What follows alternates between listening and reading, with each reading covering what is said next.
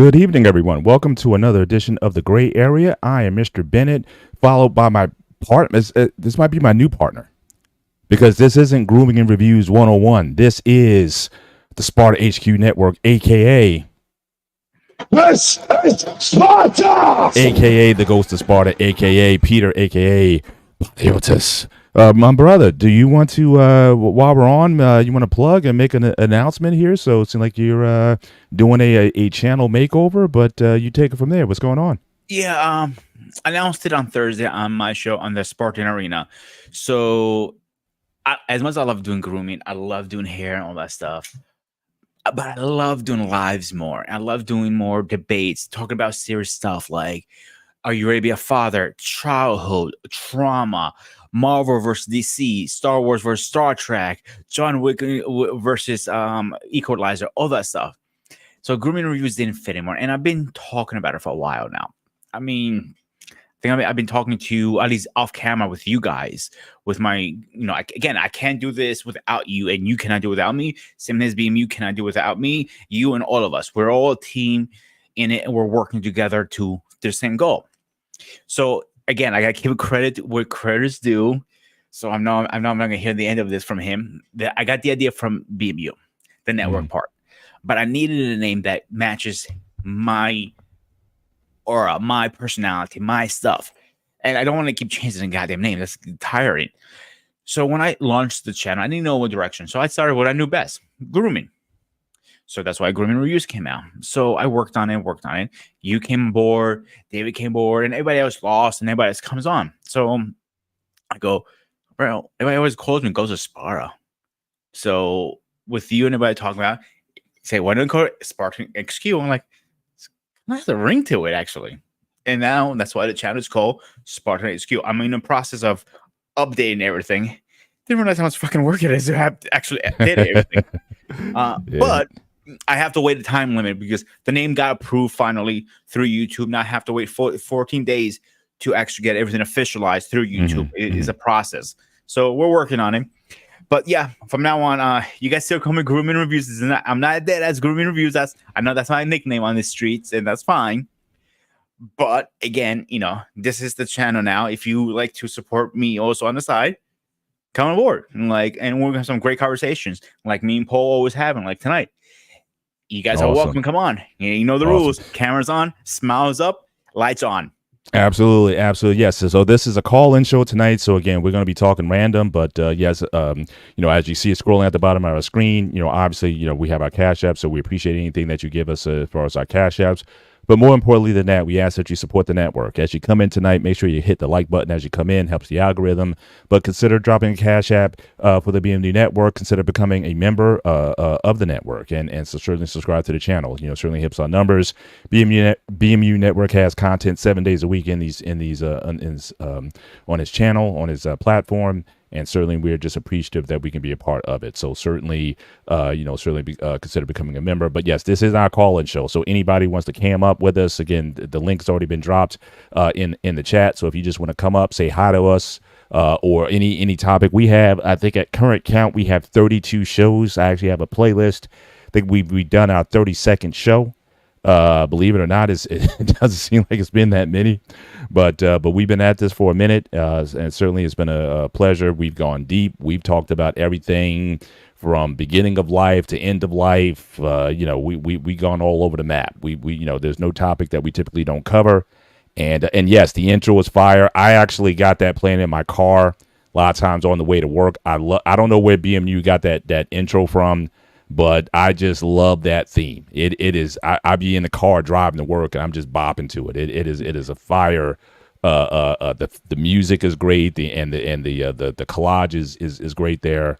And it would be a bad idea when we roll up to Comic-Con and pump in that thing, like your car, like a low rider, like doing, like or like Eddie Guerrero, like we steal. We're in the gray area. Absolutely. So I mean, it's really, I'm just really happy with just how the show has evolved over time.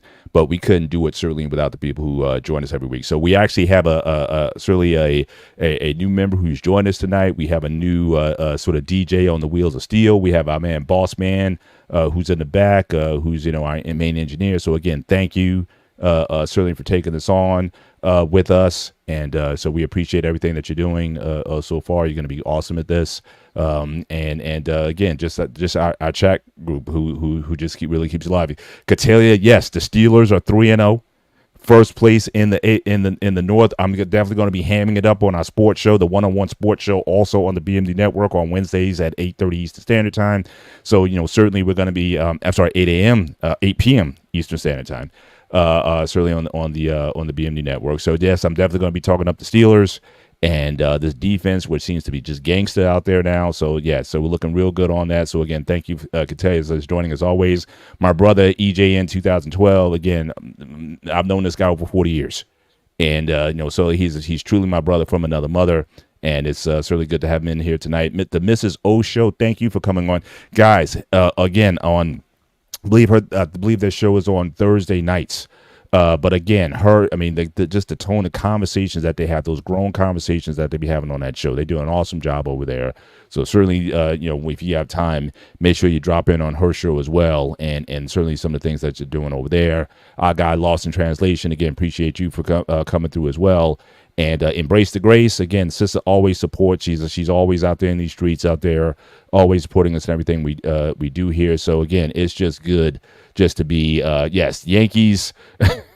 Yankees won, got a playoff bid, and certainly the Jets are doing well. So I know grooming. I know you're happy about that when it comes to the Jets. And I got to be honest. I got to be honest. Too. Yeah. So thank you, Giants.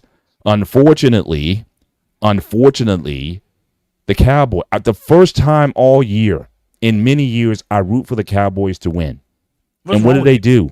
They disappoint me because they were playing the Ravens, who's my division rival. So I need everybody in my division to lose and the Steelers to continue to win. So the enemy of my enemy is my friend. So I was hoping that that they would beat the Ravens, so that we'd have even a larger lead in the division. But I root for Dallas 1 week, and that's my Achilles heel. And so I just can't root for the. There's only two teams in the whole NFL I will hate with every bone, passion, blood, sperm, whatever you want to call it, is the Eagles. I can't stand Eagles fans for a hell of it. I'm like, fly, Eagles, fly. I would burn the goddamn stadium down on a heartbeat.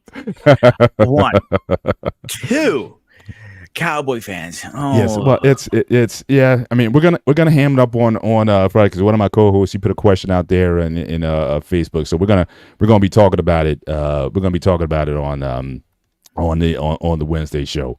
But yes, I mean, Cowboy fans, they just endure people. Even if your team loses, you take more pleasure in the Cowboys losing than your own team losing. Yes, they might be the only franchise. They might be the only sports franchise in history that has that moniker. So I mean, it's Isn't BMU a Cowboy fan?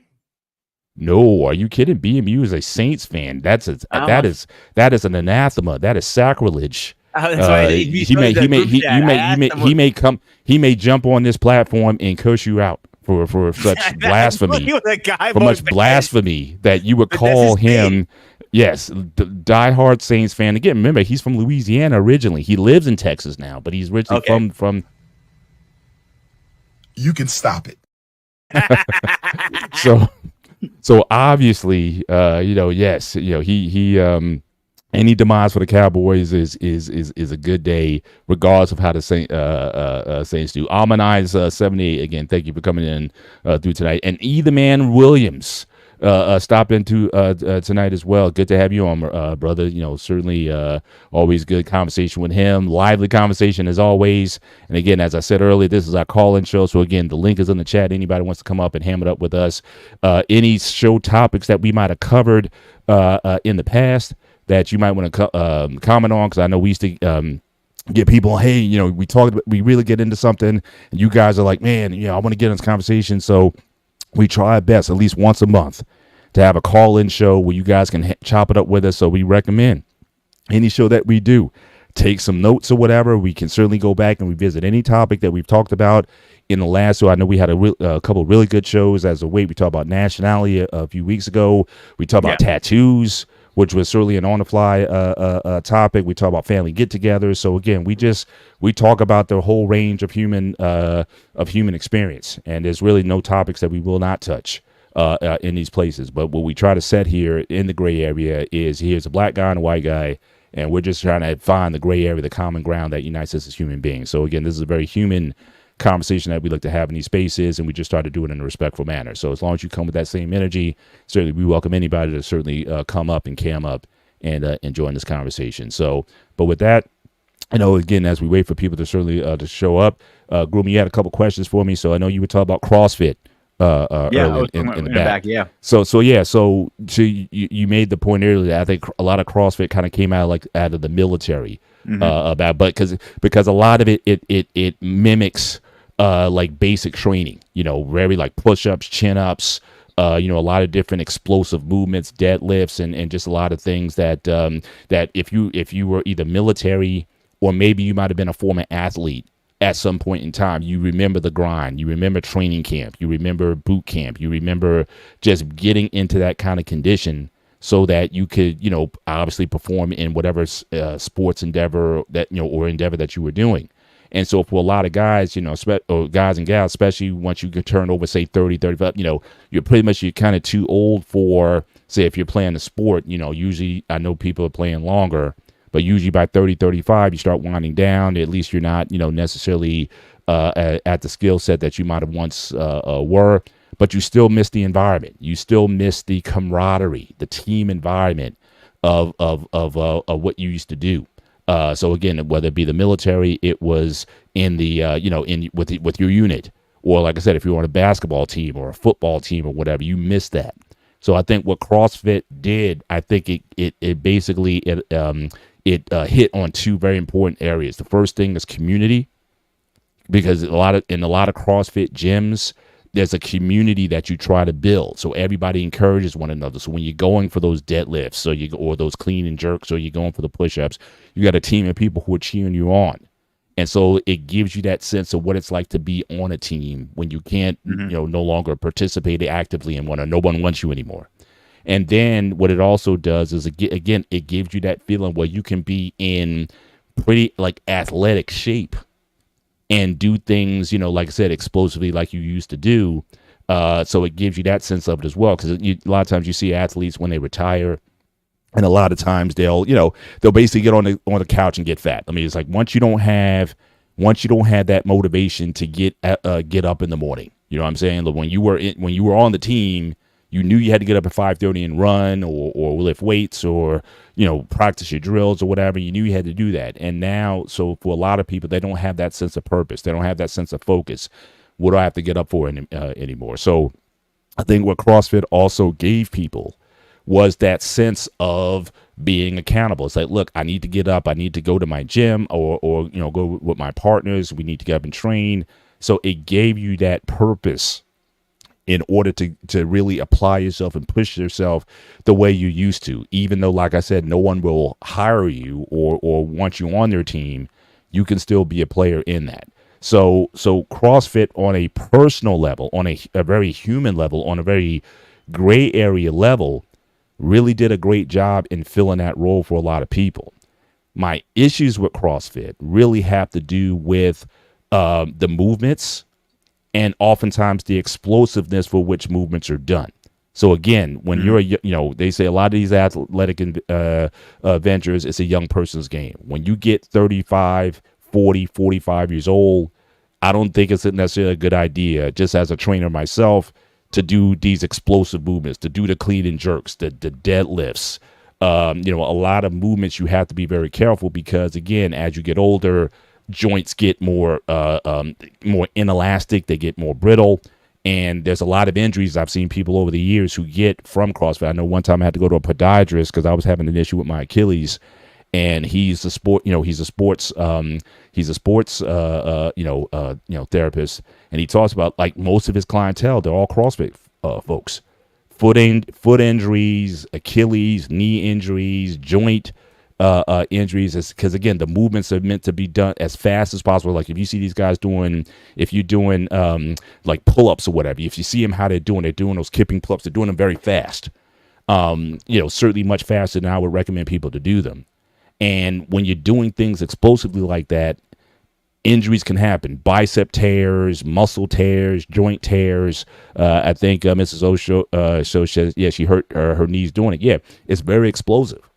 And like I said, your body can take a lot of pounding when you're younger, and even young people certainly get injuries in doing it. But when you get older, if you're not used to it, if you're just going to be, that's like throwing somebody into a pool and expecting them to swim. You have to be very careful about what you do. So anybody who does CrossFit or interest, if anybody in the chat has had experiences like Mrs. O, she's had some experience with CrossFit. Anybody else who's ever taken it on, what was your experience with it? What was, was it great for you? Do you still do it? What were your takeaways in doing it? If it's similar to what I've described, certainly would love to hear your commentaries on that. So my personal opinion, just me being older, right? Like I'm going to be 55 next month. So obviously, I'm much more cautious in the movements that I do or the movements that I recommend people to do. A lot of times people can do things and get away with it, but it may not be the most joint friendly. It may not be the most productive, especially depending on what your goals are. So again, if you're just wanting to maintain a basic level of health and fitness, that's one thing. But if you miss the arena and you want to compete, because again, for a lot of, and I'm sure you've known this from just for your martial arts days, a lot of people, you still have that fire in the belly that you want to feel like, you want to empty the tank, if you will, of that competitive juices that you have. CrossFit can give you that in a team environment. So for a lot of people who are just saying like, I'm still not ready to, get off the field, it gives you that platform. So like I said, it's CrossFit to me. It's more of a exactly. CrossFit becomes a family. It really does. I've seen it. I've seen people who. So yeah. Here's my thing. Okay, so when I first heard about CrossFit, I was one of those guys who batched CrossFit for a while. And I'm like, man, that's bullshit. Yeah, yada. And I, everybody keeps telling me I know a lot of people do it. Like, dude, you're going to get results. Not if you're going to get results. Mm-hmm. And you still have to watch you eat, but you don't have to be as strict as bodybuilding. And you like that kind of style because it's like martial arts. Mm-hmm. And so I said, let me give it a shot. I tried everything above the sun. I tried, cardio one way. I done cardio with a wetsuit. I tried everything, but I haven't really reached the goal I'm looking for. Right. So unfortunately, me and Nick cannot work together right now. Who I was working with is because our schedules don't align. So we had to go our own ways for now. Mm-hmm. So and so I said, let me try the place. I went to the guy, and one thing he said, we're a family here. If you don't show up on a specific day and you're supposed to come out, like say you come every Tuesday at 7:00. If you miss one, your phone will be blowing up. Everybody, hey, where are you? Where are you? You're going to be accountable. High accountability for sure. Yeah, I knew shit. He goes, so I'm like, this isn't the guys you're going to be working out with. So what he does is he does 3 private classes originally to make sure you know the movements. He's not going to put you in a class without you're doing the form right and like the pull-ups correctly, deadlifts. Like I know you probably know that. He goes, but I still don't want to go through. I do 5 classes, but I'm going to do 3 with you because you already have some training. Right. Okay, cool. So, and that's what it drove me to it right now. I'm like, I'm going to try something different. I've tried everything, but I haven't tried CrossFit. So let me try something different. And let's see what happens. That's the best I can. I'm like, is no contract. That's one thing I like. It is expensive. I'm not going to lie. It's expensive. Right. $135 a month is not cheap. Right. That's pretty reasonable. That's not. It's I've seen worse, especially from private personal trainers or whatnot. They charge a lot more than that. Personal trainer was asking like $500 for 5 sessions. I can't afford that. That's way too much. Yeah. So like I said, it can be, like I said, in an enriching environment. It'll definitely motivate you. And like I said, they'll definitely give you some accountability. Because again, once you know that everybody's like, hey, where's Peter? That does something to you, in terms of that, because it's easy to say, oh, I'm tired, it's late or whatever. And, just having, again, it's like having teammates, right? If you don't show up for practice or whatever, it's like, look, you're affecting my lifestyle, if you don't come up in play. So again, that kind of motivation can really draw people in. And I think there's a lot of environments that again, people come from, regardless of where you are in the world, that brings that environment. It could be church, it could be, like I said, your sports team. We talked about football earlier and whatnot. There's a lot, we live in community. And I think the one thing that's maybe very different in bodybuilding, for example, than CrossFit is that bodybuilding, especially nowadays, is a very isolated sport. Like you see now, guys when we went to that gym, it's like it's the typical thing. The guy to go, they wear the big hoodie with the hood down and whatnot. They don't want to be talked to. They got the gallon of water, and it's like, look, I just want to. So it's very much a me kind of environment when you're doing bodybuilding or whatever. You just want to, you got your headphones in. Now, back in the day, in India, hey, good to see you tonight. Thanks for coming through. So again, it's a very different universe. At least it used to be. Now, when you talk about bodybuilding, like from Arnold's days, pumping iron days, there was a sense of community there. Everybody worked out at Gold's Gym, Venice, and there was a very much a camaraderie there. But again, you even hear these guys talk now, a lot of that sense of camaraderie is gone. That even though back in the day they were competitors against one another when they came on stage, they hung out together. They went to lunch together. They went to dinner. They went partying together and all that kind of stuff. I did see that in a lot of pumping iron, for example. So I remember them, they traveled together. They were hanging out at the beach together. They were doing everything together. They were doing everything. And now it is. Over these, I've been going to the gym. Like, say, I'm going to tell you literally in one hand how many friends I made in a gym. It's 2. Yeah, and that's going over 15 years plus. Same here. For the time I went to when I went to gyms, I was a member of a New York Sports Club for 4 years. And again, it was the same thing. It was like, a couple guys here and there that you would meet, and either you were sharing a bench together or some equipment, and you just kind of built a rapport over time.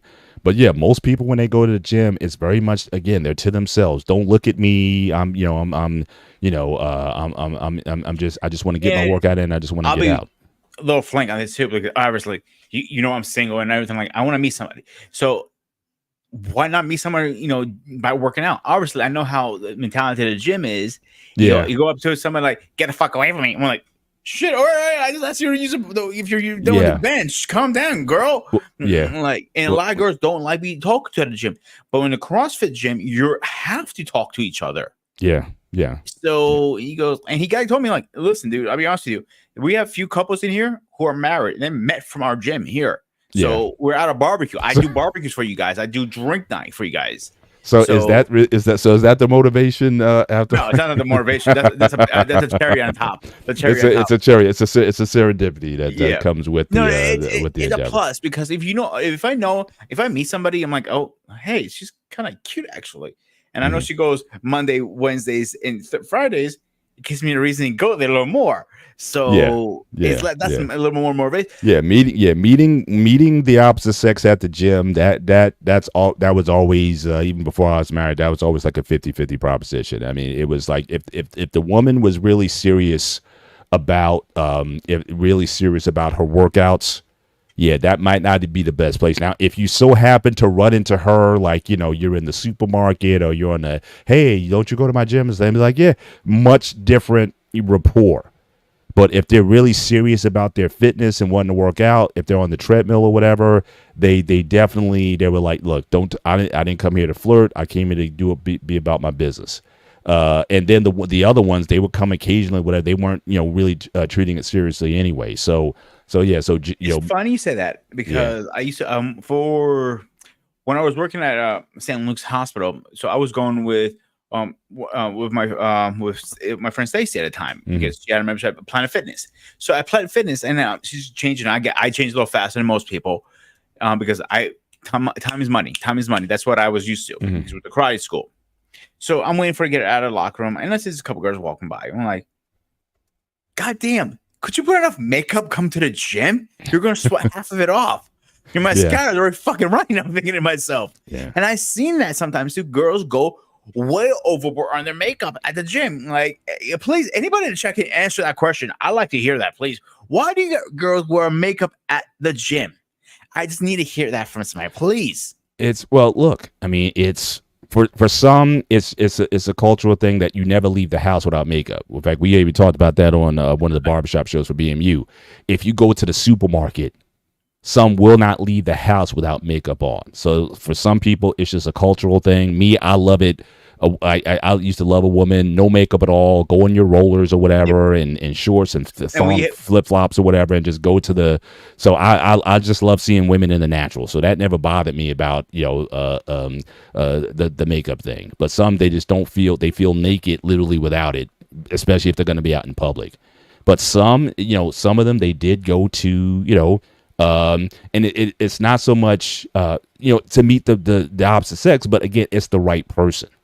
So it's like, if they talk to you that way, like, get away from me, it's not to say that they're not there to meet somebody, but you have to fit their criteria. So it's like, yeah, I'm gonna look nice, but for the right guy, I will then talk to that person. So it's not, so you're not gonna necessarily always be on an equal footing when you're talking to someone. But at least these days, I mean, again, you got to go back to the 80s and 90s. Right, when people were wearing when the women were wearing those leotards to the gym and the tight fitted stuff or whatever, the Jane Fonda era, stuff like that. That was a trend for a while. I see less of that now, where literally it was like they were going to show their assets, so to speak. Definitely, it was definitely a place. I won't say it's gone away completely. I would say more now is more the leggings now than anything. The leggings, but like usually the it's thing. Yeah, but usually it's just but usually it's baggy clothing. Because again, if a woman doesn't want to be exposed or doesn't want to be talked to, it's like basically cover up as much as possible. So I don't even give. I'm going to push back on that because Yeah. the gyms I've been to, even Muscle Inc. when we went together, Retro, Powerhouse, tightest shit you can fucking wear. Well, a lot of those women compete. So that's a different. Girls who don't compete, I'm talking about. If they got muscle like that, they compete. I mean, think about it. I'm talking about now, like girls who just love to work out, and I'm seeing they wear mostly leggings or short shorts or tank tops. They expose a lot of skin at the gym. Right, but a lot of them too, they're also on IG or some sort of social media. A lot of these folks are influencers, and so a lot of it, it's part of the branding. I'm saying even before Instagram or before social media, when you had those 80s spandex. And women going out, that's one thing. Now, again, if they're exposing themselves, more than likely it's because of some social media, or like I said, when we went to that gym, there were a lot of female bodybuilders and fitness influencers there. So again, if they get paid basically to show some TNA or some aspect of their bodies or whatever, but even still, that doesn't mean that you have a license necessarily to go by and talk to them. That's at least from my observation anyway. No, I understand that, but my pushback is right now, a lot of women I have seen at the gym, doesn't matter you're competing at a pro level or you're just working out to keep your physique good or whatever the case. So nice skin is a normal trend now in the gyms. I know you haven't really trained at the gym as much for a couple of years now, I would say, right, Paul? I've been training at home for over 20 years, but I go to gyms somewhat, regularly, because I would train a client there, or like I said, when I'm on vacation, a lot of times we'll go to a gym spot where we're at or whatnot. So I'm still familiar somewhat with the gym culture. I just don't see as many women these days being so flagrant with the TNA shots or the tight body shots, unless they're an influencer. And again, I could be wrong. I know Catellia, she made a point about it because she's into bodybuilding. So, you can speak to that, talk to that. Typically these days, if a woman exposes herself, she's definitely looking for attention. But again, it's either attention from the right person, I will give you that.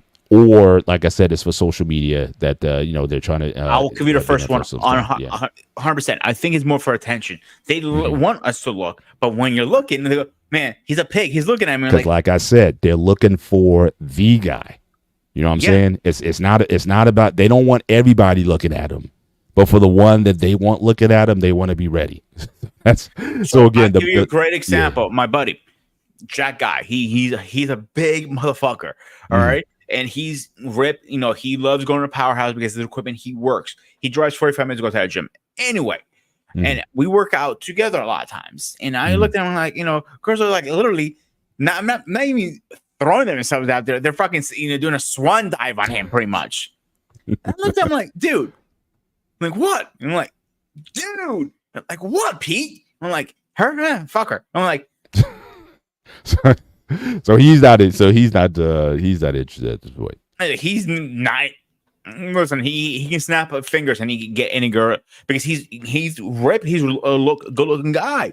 Right. And like, and I know that sounds really, gayish from another guy, but he's a good shape. Oh yeah. And he doesn't give a shit. And they go like, why? Like, dude, I'm too focused on my business. I don't have time for this shit right now, bro. Right. And he has. And it's always interesting too, because oftentimes that makes you even more attractive. You know what I'm saying? It's like when you know you can get them, and you just don't want to.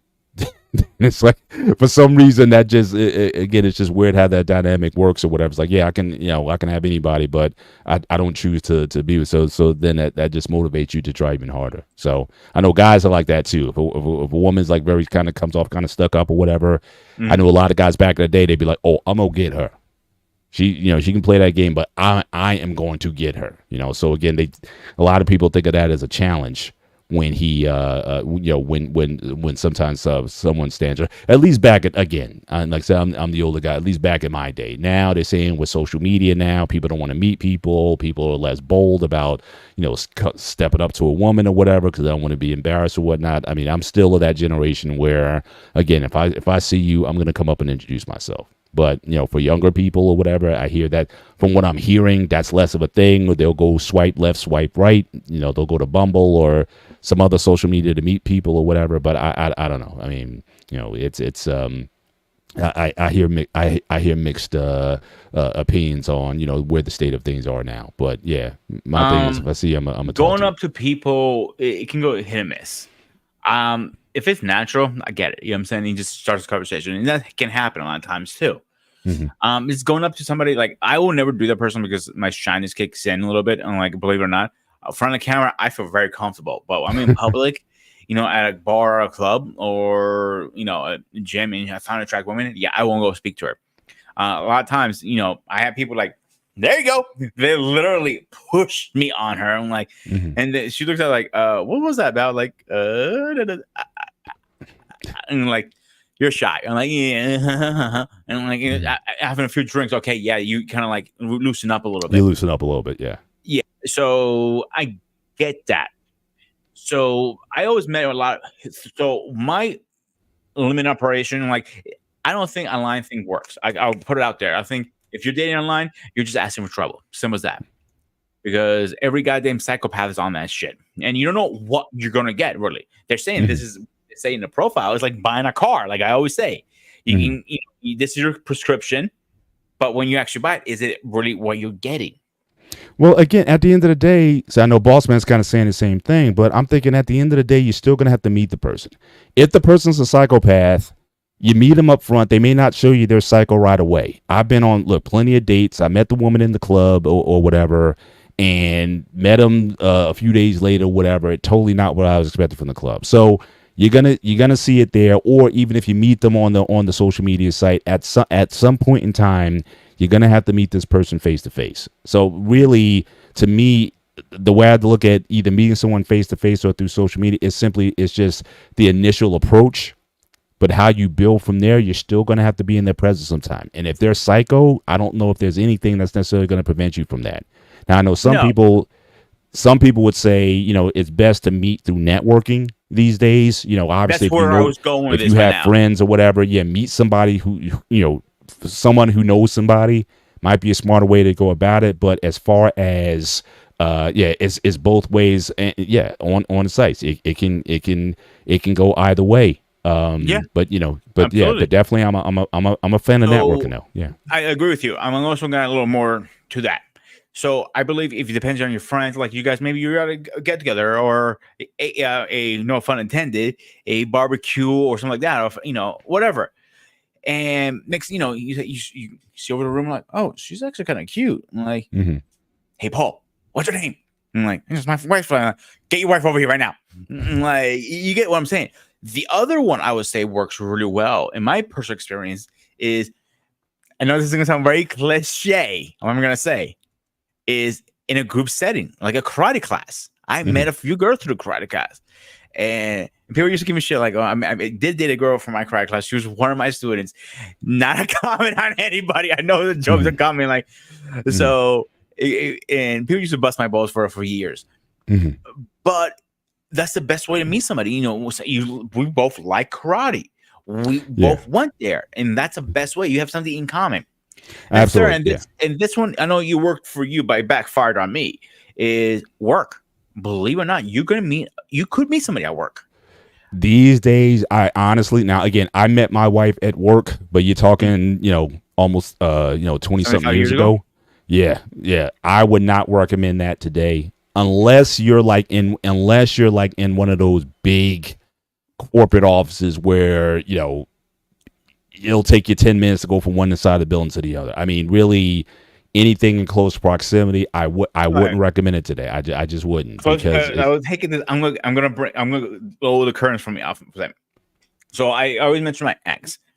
My ex and me met at work. That wasn't the problem. The problem, we worked in the same department. Yeah. So, and I'm cooking and she's on the other side.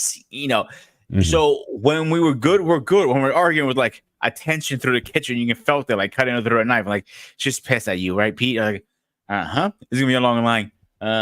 She's gonna kill you. Hide the knives. So yeah. So I would never recommend anybody dating at least in the same department.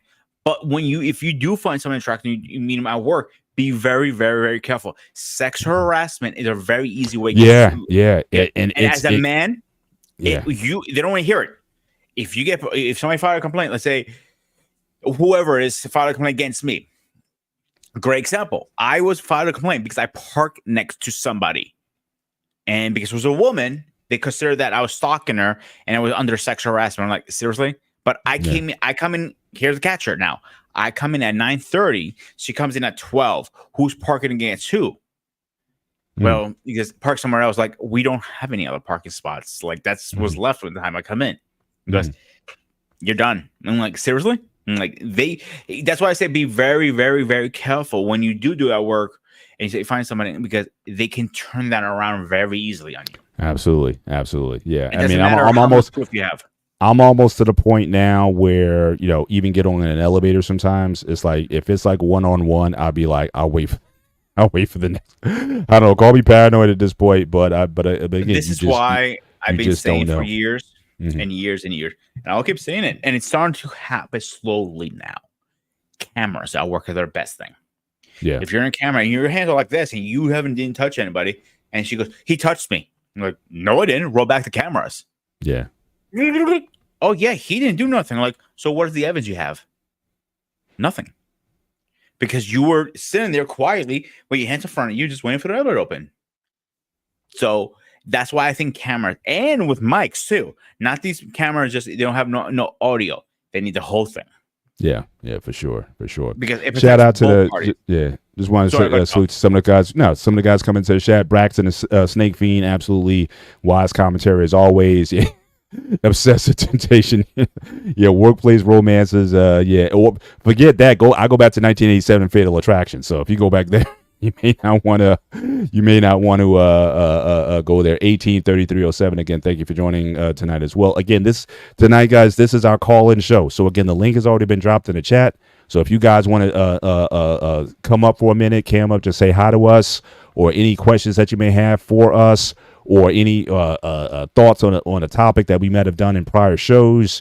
Again, anything's anyone's welcome to come up and join us for tonight's show. But again, we really appreciate you guys coming in for the chat and whatnot. So again, what do you think? What do you think about CrossFit? What do you think about meeting people in person or online, and the whole workplace dynamic? Speaking of that, I know you had a subtopic tonight.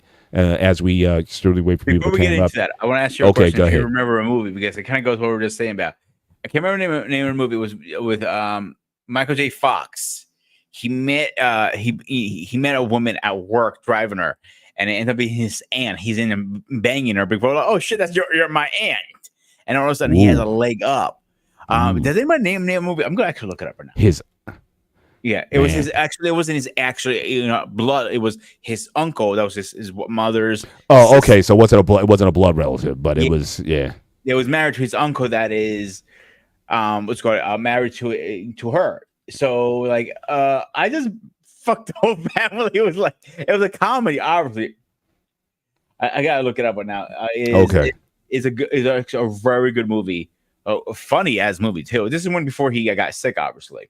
Right. Let me see if I can find it really fast. A secret to my success. That's what it's called. See, No fun that's intended. what that's yeah. I guess that's Yeah. one way to climb to the top. So to Yeah, speak. the original topic I was going to talk about today was workforce. Different about workforce around the world, because the way you work here is not the same you work in Greece, for example. No, it's not. No, it's not. And Yeah, yeah. Go ahead, Paul, go. Now, yeah, definitely speak to that because I know in Europe, I know we talk about, and I know Greece is considered part of Europe. Yes or no? Was it Yes. part of Okay. So The I know you have Mediterranean. like the siestas in the Mhm. afternoon. People have a lot more time off, a lot more family time and leave than certainly compared to the U.S. So again, speak from I guess a Greek perspective, what work life balance, what that looks like, in a typical workday for maybe a Greek professional versus someone who might be a laborer versus a self-employed person or whatever. What kind of just give me an idea of what that kind of life is like from what you recall when you were in So Greece. self-employed is a lot easier to do in Greece because you can do it out of your house. Most of the people, Mhm. because it depends what you do. You're going to do hair. You can literally put a chair right next to me right here, and here's your barbershop. Are they really uptight about as far as like licensing and permits and things of that nature? Because I know here in the States, again, it's not as bad as it is in some countries here, but typically, like even like being a personal trainer, like I know in where I'm at, you don't need a license per se to be a personal trainer, but obviously, making sure that you're accounting and things like that, because obviously you make an income, so you got to make sure certain things Mhm. are lined up. But as far as like to start a business in Greece, is it simple, or a lot of people, especially if it's a small time gig, or is it kind of like just under the table? Like you said, you can do hair, but is the tax man going to come after you or whatever, saying, hey, you're making money here? What's that like for someone who wants to do a startup in Greece? Technically, you should get your permits and all that stuff, Hmm. but most Greeks don't do technically. They do money in hand, cash. Yeah, Yeah. cash is king. Now credit is becoming pretty big over there too. Hmm. So I'm pretty sure like Cash App and all that stuff are getting pretty popular over Yeah, there too, as much yeah, as here. But most people would do it under the table and not gonna get worried about permits. They don't care about any of this stuff. They would just do it. yeah, And yeah. hopefully they don't get caught. I know a lot of people who are driving their motorcycles with no license. At least I knew them. They have probably have a license by now. Hopefully Right. they do. I know people driving their cars. They have insurance on the car, but they don't have the money to go to school to get the classes and to get the tests and everything, and they just drive illegal. And hopefully they get pulled Right. over. Right. Uh, But I know a so lot uh, of women, for example, I know, like I said, they're in the hair and beauty, but I know certainly in New Jersey, I think you have to have a cosmetology degree of some kind or some sort of certification for before you women, then provide for your permit or whatever to do hair. Like at least that's what the law says. So I'm saying like for Greece, or for Greeks, is it that restrictive in that, okay, if you want to do hair and makeup, do you have to be a licensed cosmetologist, or technically, yes, is you it should. You should. okay? I know there are a couple of beauty places around my neighborhood in Greece, and they're licensed and they're legit. And when you go walk in there, like, okay, this is like a real place. And I Mhm. walked into other places, like is like literally going around in someone's backyard, going down the stairs. I'm Yes, like, okay, there was a woman here, so I don't belong here. I'm like, no, go play outside. I'm like, okay. absolutely. But there in some barbershops, like I walk in, like, oh, this is a nice shop, and there were nice suits and everything. And I walk in other ones like, and but you have rap music and bop in the back, and like, and they have their scissors a mess, her hair everywhere. Like, yeah, this is not a real place. But I'm paying only $10 for it, so I'll take what I got out of it. Mhm. So, and that's where I think now also why people are charging so much, because there's a lot of undergrounds barbershops even today. If you think about it, a lot of Oh people. yeah, So like, yeah. Well, hey, you want to cut? My boy can cut you really good for like $10, bro. oh well, back in college we lived on that. Are you kidding? I mean, there were so many guys who cut hair. If you want to make some quick money, under the table in college, if you had a clippers and an edger, you could make nice money under the table. Guys would come to your dorm room or whatever, and guys would be lined up waiting for haircuts. So that was an easy way. Back then, $10, $12 back then or whatever. You had a number of heads. I mean, you made more money doing that than you did actually trying to work a college work study or some other gig or whatever. So yeah, if you could cut hair, like if you had those Andes clippers and trim and the trimmer, you were good to go. I'll give you a better one. If you get a Babyliss, it's like one of the top on, clippers, blow dryers, whatever. And the girls in the chats are they know what Babyliss is when they hear that. So they're a pretty high end company. So you can get like the trimmer and a liner with the whole set, the guards and everything in them, like $300-$400. You can make that back in literally in a couple weeks. Yeah. If on a hard end. I know I was talking to my other barbers, like they have these new different heads, detachable and all this stuff. Like there's an investment in them. They know what they're dropping. For sure. Yeah, definitely. So that's the thing. You know what I'm saying? Like that's why I literally just talking to CQ couple. What was it? Last Wednesday about, I was talking about the CrossFit. Him, like, man, I know it's a lot of money, but I invested in myself, and that's the key. You're investing in yourself when you're starting your own business. Like us who are doing YouTube, I bought this, computer, very expensive fucking computer. Went overboard. Yeah, I did. Should I got it? Probably not. Is it an investment? Yes, it's a very good investment. Like even the mics, the chairs, whatever we get, an investment in ourselves. So the great thing is like, okay, so it depends what you do. If you're in a business, let's say a construction business, right? By 12 o'clock, you're going to be done. One, the latest. Then you go home, take a nap, and then you relax the rest of the day. You have more life in Greece, believe it or not, even in a restaurant. So a lot of some restaurants close midday, go home and take a nap and come back. Because you are up to like 2, 3 o'clock in the morning easily. Mm-hmm. So let's say you're in a warehouse. It was like because my neighbor owned the warehouse because he had a little store in front of his house. He sold plastic bags, any plastic bags, containers, anything plastic he sold out of there. But he had a factory. At the time, the factory did not have a license. He did everything under the tables. All his equipment he got under the table, everything under the table. But he was making bank. So eventually he got his license over time. So he was like, half the times he was like home by, 1, 2 o'clock. Take a nap, and he was chilling. Then you have the office people, same thing. Now, if you're into, let's say, a retail store, it depends on your schedule. They might send you home, they might not. So most times midday is literally, it shuts down completely the whole city, and you're taking a nap. So it's like a siesta. So it's a siesta, right? Pretty much, yeah. You want to call it siesta? We call it nap time. Pretty much. Everybody goes, takes a nap, and comes back. I couldn't sleep, and I got used to the American lifestyle for a while. Right. And I was like up and going. My grandma like, "Will you just go lay down finally?" I'm like, "Why?" I never understood that. Now I'm like older, like, man, I wish I had that shit here still. Look, I'll be the first one if I need to grab that 15-minute power nap or whatever. Especially again, I look at computer screens all day. So yes, I will definitely step away and grab that time if I need it. But it's definitely something that that's one thing I do wish they would try to implement. I know some companies, they try to have more creative things and spaces for people to unwind. But again, I think a lot of it depends on the industry that you're in. Like I said, as I've been telling people the last couple of weeks, I got a major deadline due at the end of this month. So everything's getting kind of frantic now. So I've worked a good portion of this weekend and whatnot. And even after I go into the office, I come home, oftentimes I'll still log on and try to get the work done or make sure everything's sort of up to definitely up to snuff. But but yeah, I mean, here, especially that the fact that we are dealing in a global workforce, 30 years ago, you didn't hear about outsourcing. When they started outsourcing IT to India, that changed the whole game. So again, in India, they were already working 6 days a week was the norm, not 5 days, not the 40-hour work week or whatever, 6 days a week and 60, 70 hours minimum. And they were doing it at a fraction of the cost.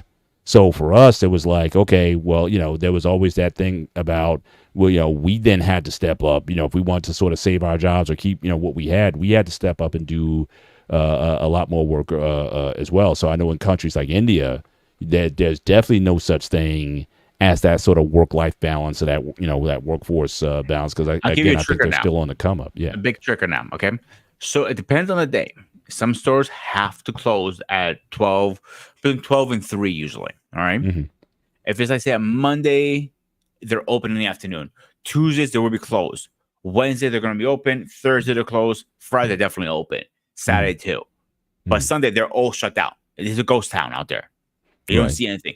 Again, Is that a lot of due to off. like religious observance? Because again, since it's Sunday, the Eastern Sunday Orthodox, is mostly for Sunday is church mostly thing, everything shut down. Yeah. Yeah. Sunday's mostly Yeah, church. Those other days that open in the evenings only, some stores, some days, it's more like a culture thing, I would say. And they literally enforced it in Greece. Like, this is, if you're not open, you have to be shut down today.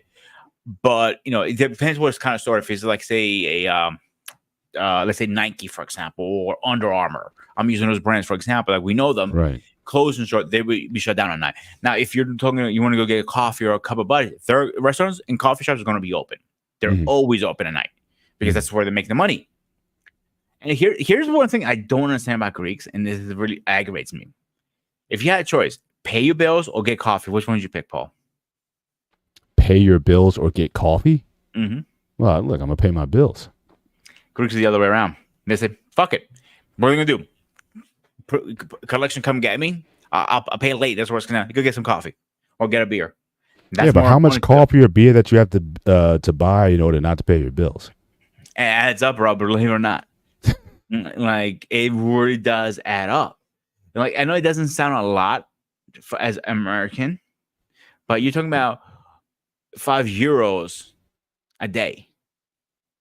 Then your cigarettes on top of that, because you need to smoke when you're. I knew about this. I knew about the cigarettes. Obviously, to this day, a lot of Greeks still smoke cigarettes. That's still a bit. That's still a major.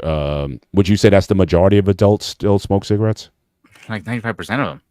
95% smoke cigarettes. Yeah. So okay. So between the cigarette, but even in Greece, the price of cigarettes or coffee is still comparable to, like, because even with my daughters, when they're in college or whatnot, I had to watch them because they would run to Starbucks in a minute, and we have to say, look, if you're gonna buy Starbucks, you do it with your own money, because again, that, to your point, it can add up to hundreds of dollars a month just on Starbucks. But in the well, the Black Americans pay them bills and then go some New Edition chase. That's pretty much similar to what Greeks would do. Very similar. It is. You're right. Very similar. Oh man. Yeah. So, but even in Greece, like, I didn't even think even the price or the cost of coffee in Greece is that expensive. I mean, it's yeah. Yeah. Do Greeks make their own coffee? Yeah, they do. Or is it like imported? They make their own coffee. It's technically not Greek coffee; it's Turkish coffee, but they call it Greek coffee. But yeah, they do make it, like they call it the Papagalos. The brand is Parrot. The brand is called Parrot. That's what it is. So they do make it in Greece. They have a lot of coffee shops. When I mean coffee shops, they make the coffee in there, not coffee. It's hard to explain that. Both are called coffee shops, but one coffee shop just makes the coffee, and you just go and buy it from there. Mm-hmm. And the other coffee shop, you literally sit down like I am now and having your cigarette and coffee. And sometimes it's like a Starbucks. I mean, that was the thing about Starbucks when they first came out. It wasn't just getting coffee. Again, they had a lounge area. It's to have, people would have business meetings there. I mean, it was definitely again, to that earlier point that we're talking about, CrossFit. I think Starbucks created, again, a social dynamic that attracted people, to that environment. So a lot of times you go to Starbucks to study, or like I said, I've done business meetings in Starbucks and whatnot. So again, that kind of environment certainly was, I think, a major part of this. I don't know how many people are doing it now, especially since we're coming out of the pandemic. I don't know if they've gotten back to that atmosphere, but you would go there. I mean, they would have free Wi-Fi. I mean, so again, you can work, get your laptop out and do work if you needed to, or, have meetings. So again, I don't know I haven't really, most of the ones I go on is either you go through the drive-through or you in the mall, you kind of just get your drink and go. But as far as Even the at whole supermarkets now, they have Starbucks in supermarkets now, true, yeah, and you can yeah, grab a coffee. I know. What was one? What was it? Giant. I'm not sure if you guys have that around in your area, but they have Starbucks in them. Some of them. yeah, yeah, I'm like, I yeah. walked in on one of them. But Because but two I of my don't little see kids- but I don't see people hanging out the way they used to. Like I said, I mean, especially there was one in nearby New Brunswick here. Again, a major hub. I mean, folks, you have the New Brunswick train station. People get off the train or whatever. You see these. You go in. You see these bumpy business people in their suits and whatnot, and they're convening at a table and they're talking business and they're doing.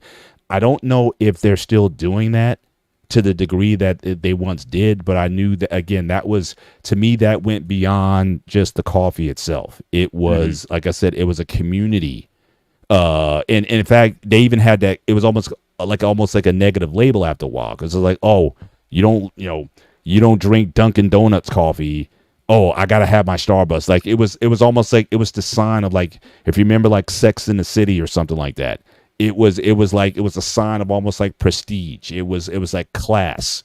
To go to Starbucks to get your coffee or to hang out at Starbucks or whatever. You were kind of bougie if you hung out in a Starbucks. I don't know if they still have that moniker today, but I just remember, I think Starbucks might have came on. They probably came in the 80s, but certainly I remember them really popping up in the 90s and certainly through the mid 90s where they became, again, these posh places. When we used to have a lot of bookstores, like you had Borders, Books and Music or Barnes and Noble, I oftentimes there remember would be Barnes Nobles. there would be always a Starbucks in there, and again, it was just sort of this sort of sophisticated. Right, even Target has It Starbucks does. now as well. Target by me But I has don't one. see. But no one's hanging out. It's like again, you go, you get your drink, and either you leave or you get one on the way out, or you get one and you do your shopping in Target, and then you get out. But I don't see that social aspect to the same degree that I saw certainly 20 years ago. So It again, I depends. don't know what. Yeah. It depends on the size of Starbucks. If it's in a like Target, I don't see you hanging out. I see you going, getting your coffee and go shopping kind of thing. Right, Or right. Giant. But the Starbucks literally down the street from my house. You can walk there from here. It's not a big, it's a pretty big Starbucks, actually. You go in from the outside, does not look that big. Mhm. But I see people hang out on there all the time. I'm like, oh, okay, I guess you can hang out. There's a sign of Wi-Fi and everything. I'm like, okay. I'm not a big fan of Starbucks. There are other coffee that I enjoy more than Starbucks. Personal preference, obviously. Right. But I always tell people if you're drinking for a flavor, go to Dunkin's. If you're drinking for a coffee flavor, a real coffee, like you want to go to Starbucks. That is more caffeine and more coffee. If you want like French vanilla and those kind of flavors, you want to go to Dunkin'. That's where they're meant for. So you have those people crazy for Starbucks or crazy for Dunkin' Donut. All right, I get looks like I'll go to McDonald's to get a cup of coffee, and people look at you like, "What's wrong with you?" It's like it's coffee. Like I'm not like a huge coffee drinker. That's not something that I like. I got to start my day with a cup of coffee or something. But again, there were again. So in DC, you still see the social aspect of Starbucks, even the astute environment of Starbucks. Yeah, I mean that was something that I thought was like across the board, but I see less of it now. I see a lot of Starbucks now, for example. Mostly, you rarely see people inside, but you see a line of cars outside in the drive-thru. Like people, again, they want to get their coffee and they want to go. But as far as sitting inside, I see less of that, at least in this area. But, to your point, boss man, about, DC and whatnot, it might be a different environment there. But people would look at you. It's like, oh, that's what I said. Starbucks had a bougie reputation for a long time. But then you started seeing Starbucks coffee like in the supermarket. Like you can get the K cups. And you can get, you can buy the Starbucks coffees and whatnot. So again, but back then they didn't have that. So again, it was like a prestige thing. Coffee is one for groups. It actually is. Yeah. Okay. So let me ask you a question, Paul. All right, this isn't going to get out of hand. Look him in the eye. And we're going to hang on. In the eye, you got. This is the eye one. This is an eye one. Okay. How do you drink your coffee? What's that? How do you drink your coffee? Oh, light and sweet. Light and sweet. Black, bro. What kind of man are you? Light and sweet. Look, I'm 16% cream here. All right, so hey, heavy cream, but I don't use a lot of sugar. I typically put Splenda in my coffee. Typically Splenda. I thought that was And bad for you. Actually, that's what every doctor I spoke to nah, about it. talk to you about it. But look, I At go least with I go with the dietitians I numbers. have spoken to over the years. Over 6,000 studies on sucralose and ASK. Again, I go with the science of it. But again, everybody and their mom swears, that hey, you shouldn't be drinking it or whatever. But again, to me, it's still superior to sugar, and the fact that I don't drink it all the time. But yeah, sugar, I try to avoid. So To when an I extent, did but put sugar in my coffee, I used to do raw sugar. So I went through a phase with coffee. I mm, always drink coffee. So I went from drinking 2 pots a day, and I mean 2 pots a day. 2 pots. Yes, that's how much I was drinking at Oh, one point. you're an addict, man. I was. I cut back, then down slowly. Then I went from white sugar to raw sugar, and eventually I transitioned that to milk to almond milk. Then I transitioned that again to Can't black stand coffee. almond milk. Now I drink black coffee. That's all I can Can't- drink. I can drink light and sweet. I do have it once in a blue moon, but most of the times you see me just having black coffee. People look at me, when you start drinking black coffee, it's actually better for my stomach. I realize too. Mhm. And this one you're gonna probably know too, Paul, is coffee is actually very, very good for you. But we put It all is, this yeah, shit in it some of the that makes it bad. properties. Yeah.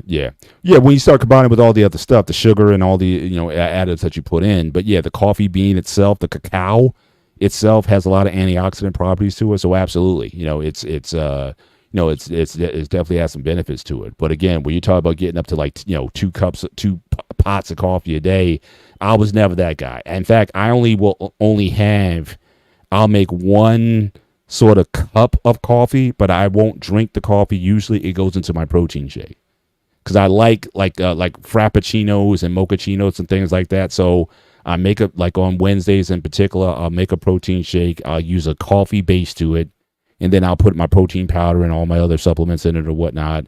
And but I like that latte, sort of that mochaccino type of flavor. I like that, and so in that context, I'll have it. But I will not, just a shot of black coffee, even if you put a little sweetener in it. Not typically my thing. And the biggest thing I always worry about is my teeth staining. So if I have a straight cup of coffee, I gotta brush my teeth immediately because I just don't want that. Coffee light and sweet with straight sugar and balanced cream. I can't be having coffee as light as me. So my father was always the black with sugar kind of person. He never Right. put milk in his coffee. He never liked it, and I thought it was too strong. Now I drink completely black. Can't remember, and that's why I met up with him. And you look at me like, when the fuck you start drinking black coffee? Like, I've been doing it for months now, and like I my stomach's a lot better with it like that. It Right. is a lot. I never had really stomach issues, but once in a blue moon. But I realized I'm putting these extra calories for no reason. I still like my coffee no matter what. So why not just eliminating all that stuff? And the whole fasting, minute fasting, that's the only thing you can have is water and black coffee. Because 0 calories. Correct. Yeah. So I just got stuck with it now, and then I enjoy it actually. Right. But in Greece, coffee is beyond. Would you say in Greece the demand?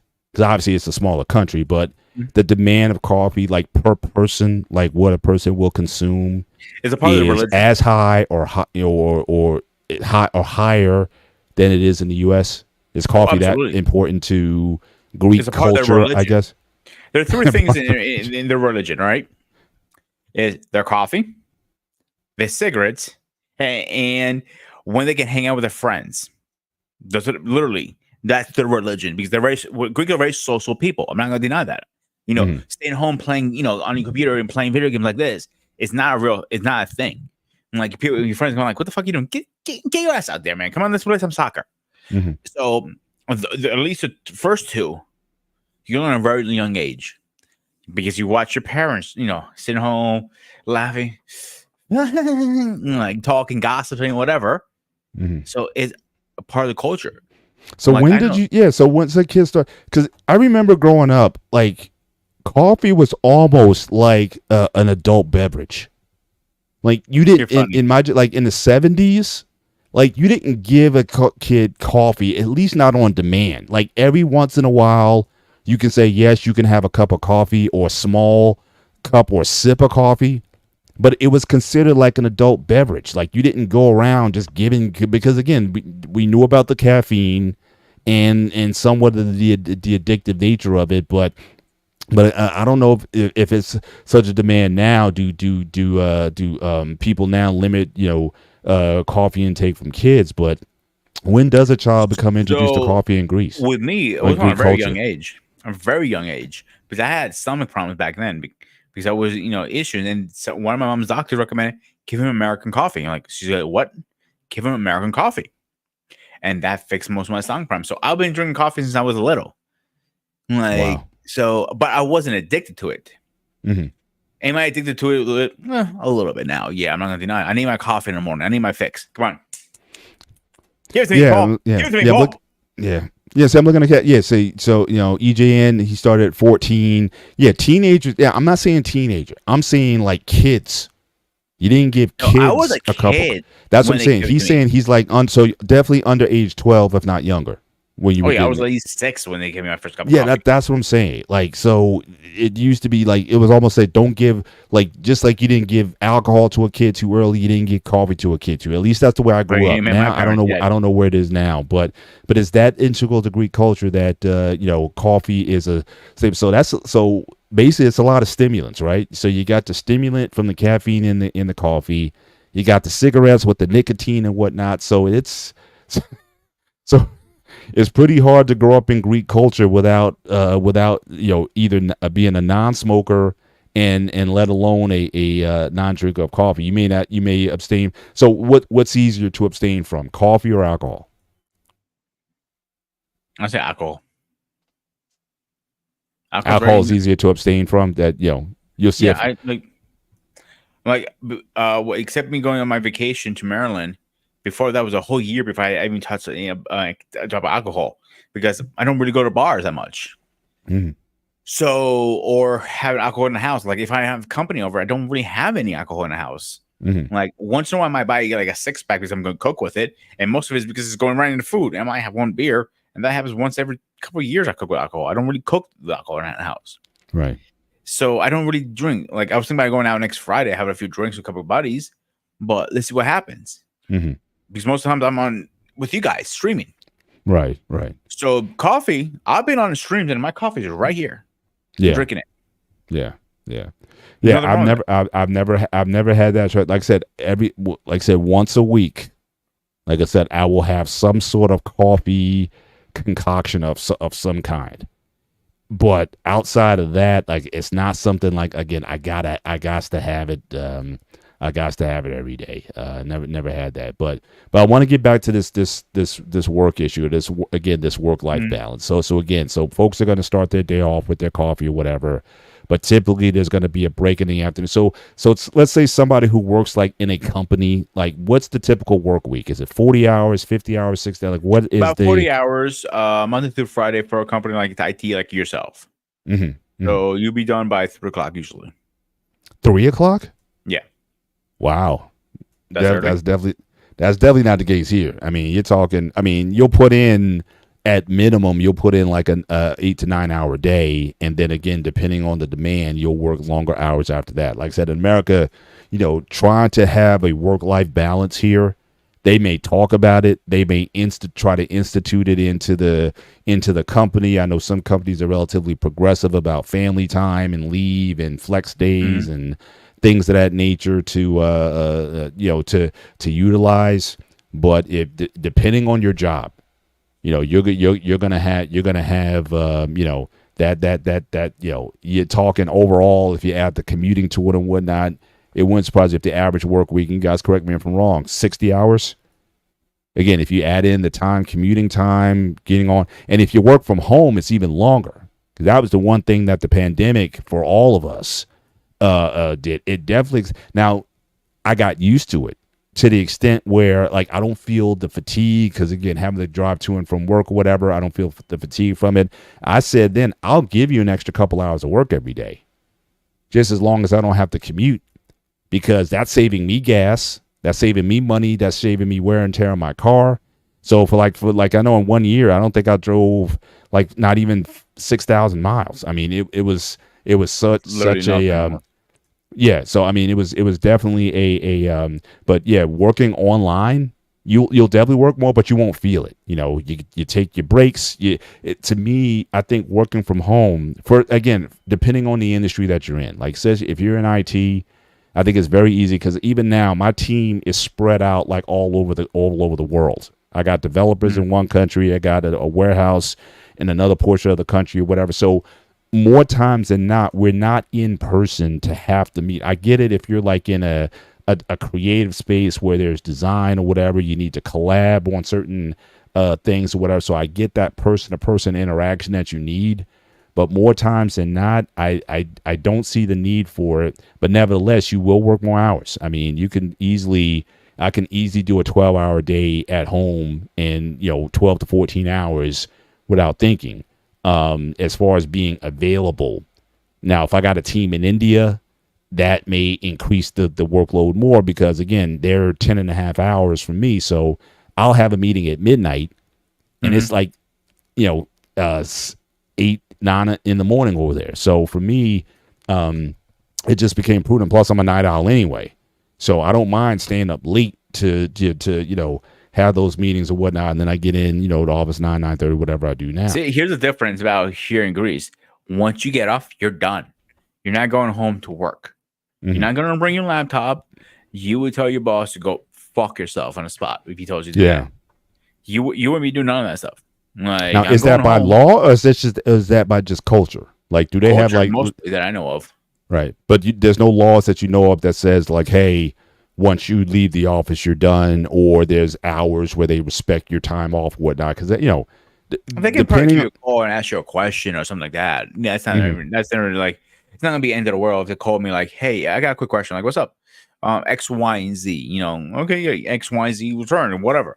Or I know one of my neighbors. He was a captain. All right, so he made pretty decent money, but when his boss called, he answered.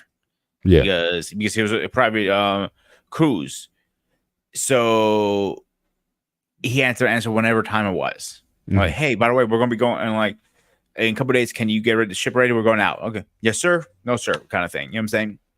So, but in IT, if you tell you, well, like now you're working from home because the project is coming in in 6-7 days, right? Your deadline.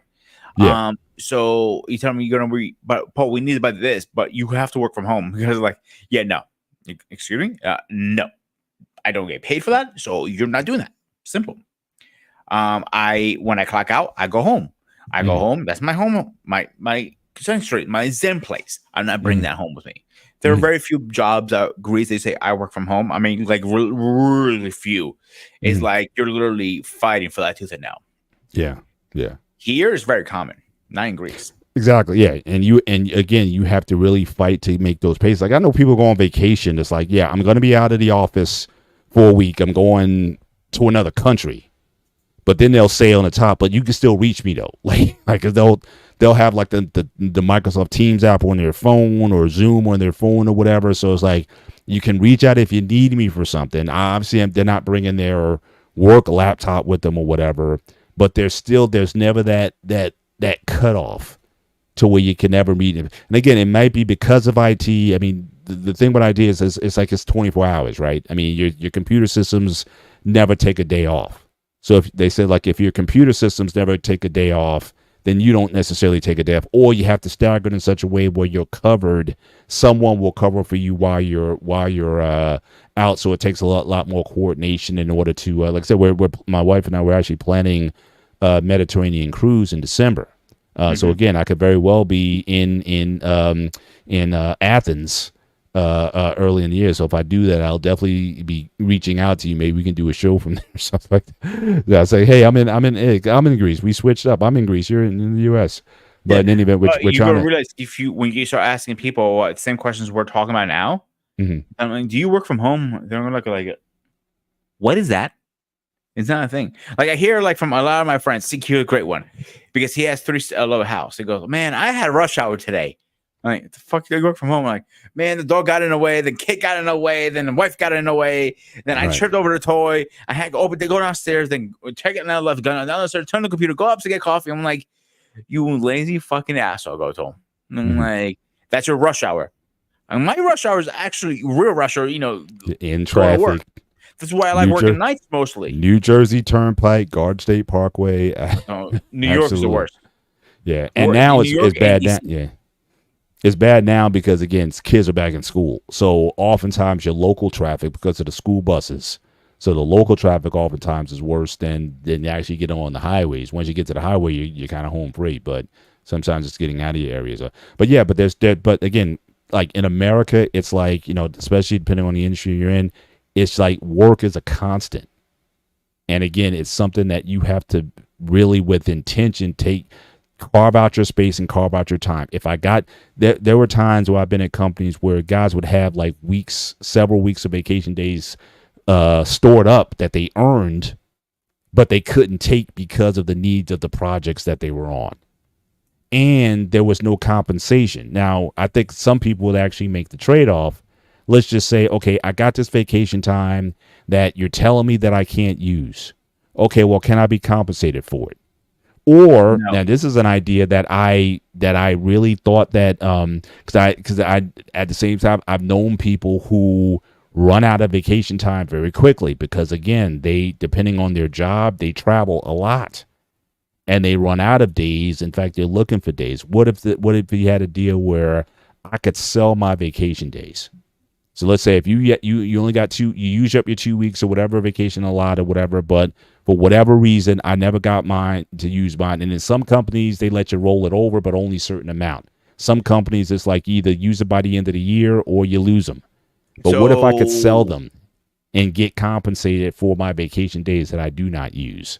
I think a lot of people that would be a benefit to people. In healthcare, at least, in the hospital world, at least, in nursing homes, you get a lot of PTO time, believe it or not. Mm-hmm. So I remember 1 year with the overtime I worked and everything, I had over 300 hours by the end of the year. I'm like, how the fuck am I supposed to use this? Like, you need to start using it somehow. And like, it was like, you only can cash out 100 and that's it. Right. And you have 200. It's not even worth cashing out sometimes because the taxes after the taxes, you lose it mostly in taxes. So it's not even worth it. I won't ever cash out ever again. But at one health place with St. Luke's I worked at, as much as I think that place is a piece of shit, they had one good system. Like if somebody needed, let's say you had a family emergency and you had no PTO, I can donate them to you. Mm-hmm. So he's not buying them, selling them, but is donating them. I like that system because we're human. Shit happens. Yeah, but why? Yeah, I would rather sell. Like, okay, so if you want, I got 5 days for you to use. I think there should be give me $50. Give me $50 for every day that you use. I think that's fair. I mean, who wouldn't want an extra $250, $300 in their pocket? There were at one time where the buyback system had it, but they ended up terminating it on a lot of places. I'm like, okay, you're not using, we go pay you by your PTO back. See, but boss man, he has that option. I mean, that's reasonable. Or like I said, for the company to give you additional compensation. If again, they knew, look, we know that you're owed these vacation days. We can't give it to you because you're too vital to the project or whatever. So what if we give you, I don't know, an additional bonus, or we'll buy back some of those days and give you a compensation? I think a lot of people would really appreciate that. But America, again, it's all about, as much as we talk about work-life balance, as much as they talk about family leave, from a legislator's perspective, in the practical, a lot of times it doesn't happen. So again, when I hear about what's going on in Europe, when I hear what's going on in Greece, as far as people being able to have, the don't have the stresses. Now, a lot of people say, well, then maybe that's why you're not as big as America or something like that. Or, they'll try to throw that at you that, that's why America is the most powerful country in the world or whatever. But again, I think there's a price to be paid one way or another, either in terms of your overall health or your well-being. I know a lot of companies now, they're trying to give you, like, if you need to take literally like a mental health, like I need a mental health day, they're supposed to give it to you. But in a lot of instances, you just don't see that balance that I think a lot that is what you see in Europe and in other countries like that. You definitely don't give it in India. Indians, I know for sure, and maybe even folks in China work a lot more hours than in the States, relatively speaking. Like I said, 6 days I know of work, Chinese especially if people you're in are the IT forced field to in work in India. factories at some point in their life. They like getting drafted in the army. They were told, "Oh, you're working in this factory for 6 months. You can't do nothing about it." Yeah, Like, what? I'm like, no, I don't want to work here. right. Like, I've been to jobs. Like, I'll give you a great example. When I worked for the prison, in jail, Monroe County, Monroe County jail system over here. Hmm. That was the worst job I ever had. Like, I've been my own boss used to scream at me and belittle me. Like, I Yeah, couldn't wait to get out of that place. And yeah, you're locked in there too with the inmates. So they close the door and you're no way getting out of that to the yeah, central control hits that button and like you're fucked. yeah, yeah. So that's why I only Yeah, lasted 2 months. India, and I know Braxton, he's talking about Pakistan as well. Yeah, facts. In fact, I saw 60 Minutes. They were talking about like Saudi and like these places that are really built up. I know they built. I think Saudi's supposed to host a World Cup or something like that. And they were just talking about the conditions that a lot of that workforce that did that was from India or Pakistan. And the conditions that these people were living in were like I'm in a different era. You know what I mean? I mean, it was horrible conditions, no very little medical care. But again, there was so many people, the desire to work, make some money, send some money back home to the family or whatever, was so dire that these guys took this risk. And maybe they might have been sold a bill of goods saying, hey, you're gonna get all this free medical and stuff. Yeah, it'll be great. But when they got into it, it was like, whoa, this is a lot more than I bargained for. But they were not in a position to get out of it. So what again, this reminds me right now is I see a lot of Greeks come to America to come to the American dream. They say, they work for 8-9 months and they go away for 2-3 months and come back. mhm. I'm like, how can you afford? I'm trying to figure out how you can afford that. It's because they are helping somebody's diner or something like that, and they are able to do that. Mhm. So, and they, they have a system. If you can figure out a system, Paul, please let me know because I like get 3 months Yeah. out of the year. I have not been to Greece in years because I cannot afford to get off work for so long. Yeah, it's tough. Now I know, like I said, since I work in IT, I know especially when Indians, especially because I've worked with them the majority of my career, when they do go, they're not going for like 7 days. Usually they go for 2 weeks or 3 weeks or whatever because they know it may be 2 or 3 years before they can go again. So it's or they may go like either to get married or maybe if a parent dies or something like that, like they'll make the accommodation. But yeah, it's becoming harder. And I'd like to know from those in the chat, what is your typical, for those who work, because I know some people are entrepreneurs or you got your own self-employed or whatever. What's your typical work a week like? Do you work mostly remotely or home, where you do like a hybrid model? How much longer do you find yourself working when you are home versus in the office? And if you leave the office, how much of that work comes home with you? Certainly, I would like to know that in the chat. Like I said, if you're in the IT field, I think certainly those guys will definitely know exactly what I'm talking about.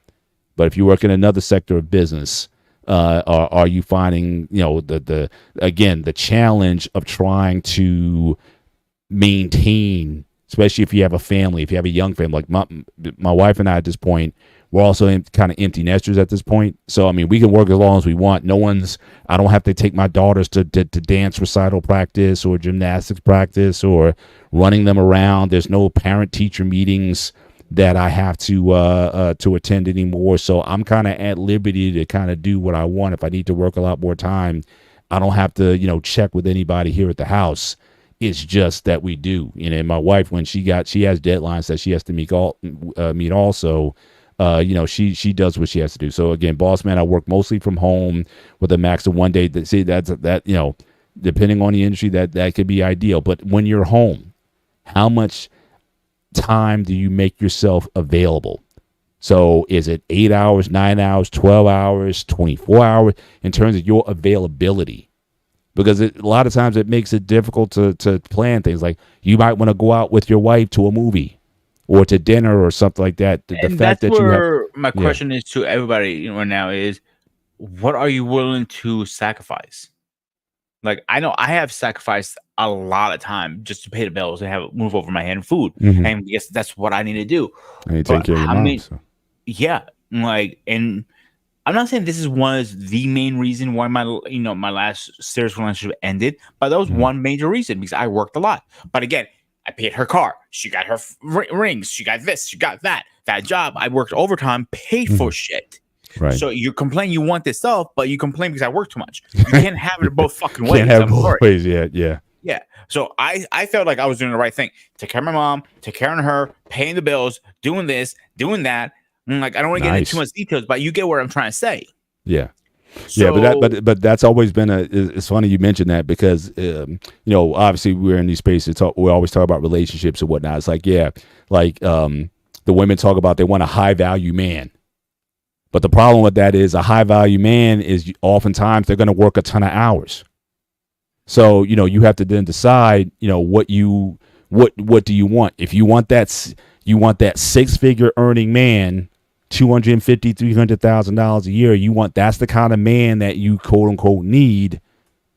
Well, you have to understand what that man has to go through in order to make that kind of money. And so, but then again, if you start complaining on the other end and say, hey, you're not home enough with me, you have to have a trade-off. You might be better off with just an average earning guy who can be there, who works 8 to 5 and be there. So I'll be very honest with a lot of people. So Yeah. if anybody has kids and their kids want to be chefs or cooks, try to talk them out of it. I'll explain to you why. The average chef, I'm not talking about these high-end chefs you see on TV. The average chefs, like myself, will probably make between $55,000 to $60,000 a year. That's not a lot of money, let's be honest. Mm-hmm. You're working about between, on a slow week, 60 and up. You're on your feet about like 95% of the time. So the risk reward is not there for it. That's why we're right now in my line of work as a chefs. We are the lowest right now we have seen in history of cooks. We cannot give jobs away. Like I've offered people like $23, $24 an hour, and that's high, that's extreme high. Mm-hmm. And they still don't want the job because I'm not gonna be on my feet. Now, would it be easy? Is it easier in Greece? So let's say if you work for a restaurant in Greece, would the hours be any less, any more? Is it what's the? That's a tricky one because I don't know. Mm-hmm. Because I really don't know. I didn't work in restaurants in Greece. Okay. But let's say but a lot of restaurants open after 12. So I would say less, but again, you're not gonna be home at night. Right. You're like, when you're putting kids to bed or going to karate school, I'm working. So you're gonna give that away. You're going back and forth with that. You know what I'm saying? Yeah. So that's a hard one to answer because again, it goes to what I said originally, like which way do you go with it? Right. How much are you willing to sacrifice? Right. Like I sacrifice a lot because I have to pay the bills. I'm the only income. So, but I know I'm not getting that time back. Yeah. But when I do spend time with her downstairs, one, she's driving me crazy because the TV's at 100, and it's like I'm gonna blow my ears out. And B, we're like, we're bigger because that's how me and her are. And you remember how me and her are. All of you guys have seen how we are. So, do we need a repeat of that? But my point is trying to get to how much as Americans are we willing to sacrifice to actually pay bills? In Greece, okay, yeah, I'm not gonna sacrifice that because they're gonna get paid no matter what. I'll figure it out. I always will. Gotcha. Yeah, that's the mentality down there.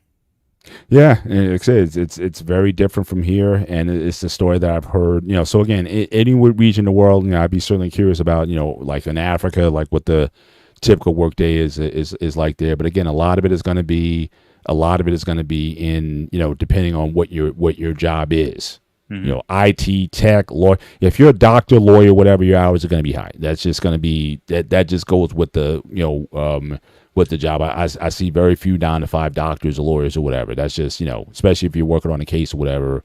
Again, certain high earning jobs require high productivity and production. That's just the way it is. But even in jobs that are not as demanding, at least intellectually or skill wise or whatever. You still see a lot of people putting a lot of time. At the very least, again, I think it's just good for you to be able to take a mental break from whatever it is that you're doing. Because, you know, you can get so enthralled into what you're doing, you know, it again, you're burning yourself out in doing so. So again, taking that time, even just to go out for like a walk out of your building. I know several people used to do that. They would just leave the building. You know, they would come with walking shoes or running shoes on or whatever. They would just go for like a 20, 30-minute walk, you know, go with a friend or whatever, just to kind of unwind. Some people go out to have cigarettes, you know, so so it's like everyone has a different group. You have your smokers, and they'll have their cigarette and their coffee. And then you have some who basically, again, they go on and they do their, you know, their walk or whatever, just to kind of, you know, just to kind of get away from things before they go in. And this is in addition to their lunch breaks. So this isn't just the hour you get for lunch. It's like, hey, I will do, you know, even more just to pull away from what I'm doing. I think overall, I think it's just healthier for you. The same thing with studying. You know, it's like if you just keep cramming for hours at a time. You know, I think the mode now is you study for a little bit, but then you take a break away, come back to it. Because again, you have to give your mind the ability to process what you've been reading. But just cramming or whatever, again, at some point it's going to catch up to you, and you're not going to remember anything. So, two things on that. One, as cooks, we don't get a 15-minute break. So we don't get even a lunch break. You go. Simple as that. So the only people who get breaks are the smokers. Because you can't smoke like one time, I'm not joking you, bro, is back in the 90s. I remember when I first started getting into the business, cooks in a cigarette in the kitchen as they're cooking. And like they're cooking and a cigarette, the ash is dropping. And I'm like, that's not healthy. Like, I'm like, this is a restaurant, dude. Get used to it. So the second part of it is with breaks, you're not going to go for a walk. You don't have time in the kitchen in order to do that. You're going to go out and smoke. So with the break part, this is where I'm going to hit. Before I remember when I was first trying to launch my live stream, I was doing the OBS and it's free and easy, and you know, oh my god, that stays a nightmare. It's not free. If you remember when we were using it, how much a pain in the ass was even getting you guys on as guests. So I literally walked away because I was gonna put my fist right through that fucking laptop of mine at the time. Wow. I walked away. I come back, and I figured out somebody bugging me for 2 hours. I couldn't figure it out. I walked out, get some fresh air, walked out, Alex, and came back, and I fixed it in 30 seconds. I'm like, are you goddamn fucking kidding? Sometimes walking away is the best thing. But I know I saw a comment, I believe from Eric, was asking my specialty. Yes. Eric, my specialty is actually dietary and dietary and what's the word from healthcare. Because I work mostly lately the last 6-7 years is in healthcare, nursing homes, purees, stuff like that. But can I do other things? Of course. But that is my main what I focus on now, because I get satisfaction out of that, because except for having some asshole coming over and steak and tells me this is undercooked, but it's cooked to the T. And I've been there. I cooked it perfectly. And he's telling me it's undercooked or overcooked. But dietary, you have to cook everything a certain way because there are laws and rules, and I like that more. Because you put a smile on somebody's face, and that person might be in a nursing home. You might have them live a little longer because you made them a burger or a grilled cheese and put a smile on their face. I don't know if that makes sense at all. Yeah. Would you have a preference? So, like in your perfect world, if you could work in any area of culinary, whether it be like pastry chef or I hate baking. Okay. I fucking hate so what do you? I'm saying, do you have is working in the healthcare? Was that your ideal, or if you? No, so when I looked about in healthcare, so I was going back and forth with different jobs. Like, you know, I worked at one place for 3 or 4 years. I grew. I moved on. So when I got into the corporate cooking part of it, what I am now, is I liked it because I had my benefits, I have my OT, I have this, I have a lot more rights versus a mom and pop shop. Like, yep, nope. Like, I actually got a break. Like, they told me go on break. Like, I looked at my chef like, Matt, yes, yeah. What's a break? He looked at me like, you're joking, right? I'm like, no, I'm serious. What is a break? Like, you go sit down or go out for a smoke. I'm allowed to do that? So like, now you're fucking with me. He goes like, no, I'm that serious. Dude, I came from diners. He goes, oh, fuck, I forgot. This is the first time you corporate job. You get one 15-minute break and you get one 30-minute. Do whatever you want. Just leave me alone. I don't want to see you in the kitchen. You can walk through the kitchen. I don't want to see you in the kitchen. Right. So I used to go sit out because this was like 6, 7, 8 years ago and go out for a smoke. and hang out outside. That's what I was doing. Then after my service over, I used to go out for my 15 and go smoke and come back in. And like that's why I like that more. So if in a perfect world, did I want to get in healthcare? No. So I went from one school, from that I went to universities, and that was pretty fun for a while. But I didn't like the idea we get laid off every summer. So that's kind of put a notch in my bills a little bit. Right. So somebody recommended healthcare. The hospital's right there. Like, let me apply for it. And next thing I know, I was there for a while. And I just got better and better and better at it. And I already had all the experience. Somebody looked at my resume recently, like, you have a very impressive resume. Most people says, oh, you're supposed to have your information in one. My certifications alone are 3 pages long. How are you supposed to put everything on one page? It won't fit. I say, oh, you're supposed to have your resume on 1 page. I can't do that because I have so many certifications. I need 4 pages. Right. And people are looking at it like, this is very impressive. Like, like, what do you mean? Oh, I'm like, I just been working my ass off. What else want me to tell you? That's all it is to me. Right. So in a perfect world, what I like to do, cooking wise, I like to open my own place. To be honest with you guys, like a little gyro spot or a gyro truck, either one. Like that's why I wanted. I told you, I don't know if I said this on air, but let's say I told Paul, like when we go to Comic-Con, maybe before we come back, we should swing to Astoria, Queens, and get gyros from my favorite spot. And he go, we haven't really talked about that. That's a good idea. I would be up for that. Absolutely. Yeah. Absolutely. So, and that place gave me the great idea to open up a shop, King Souvlaki, and he doesn't sell only souvlaki or gyros in our case in English version. He sells some other thing, but that's his main focus. So why not?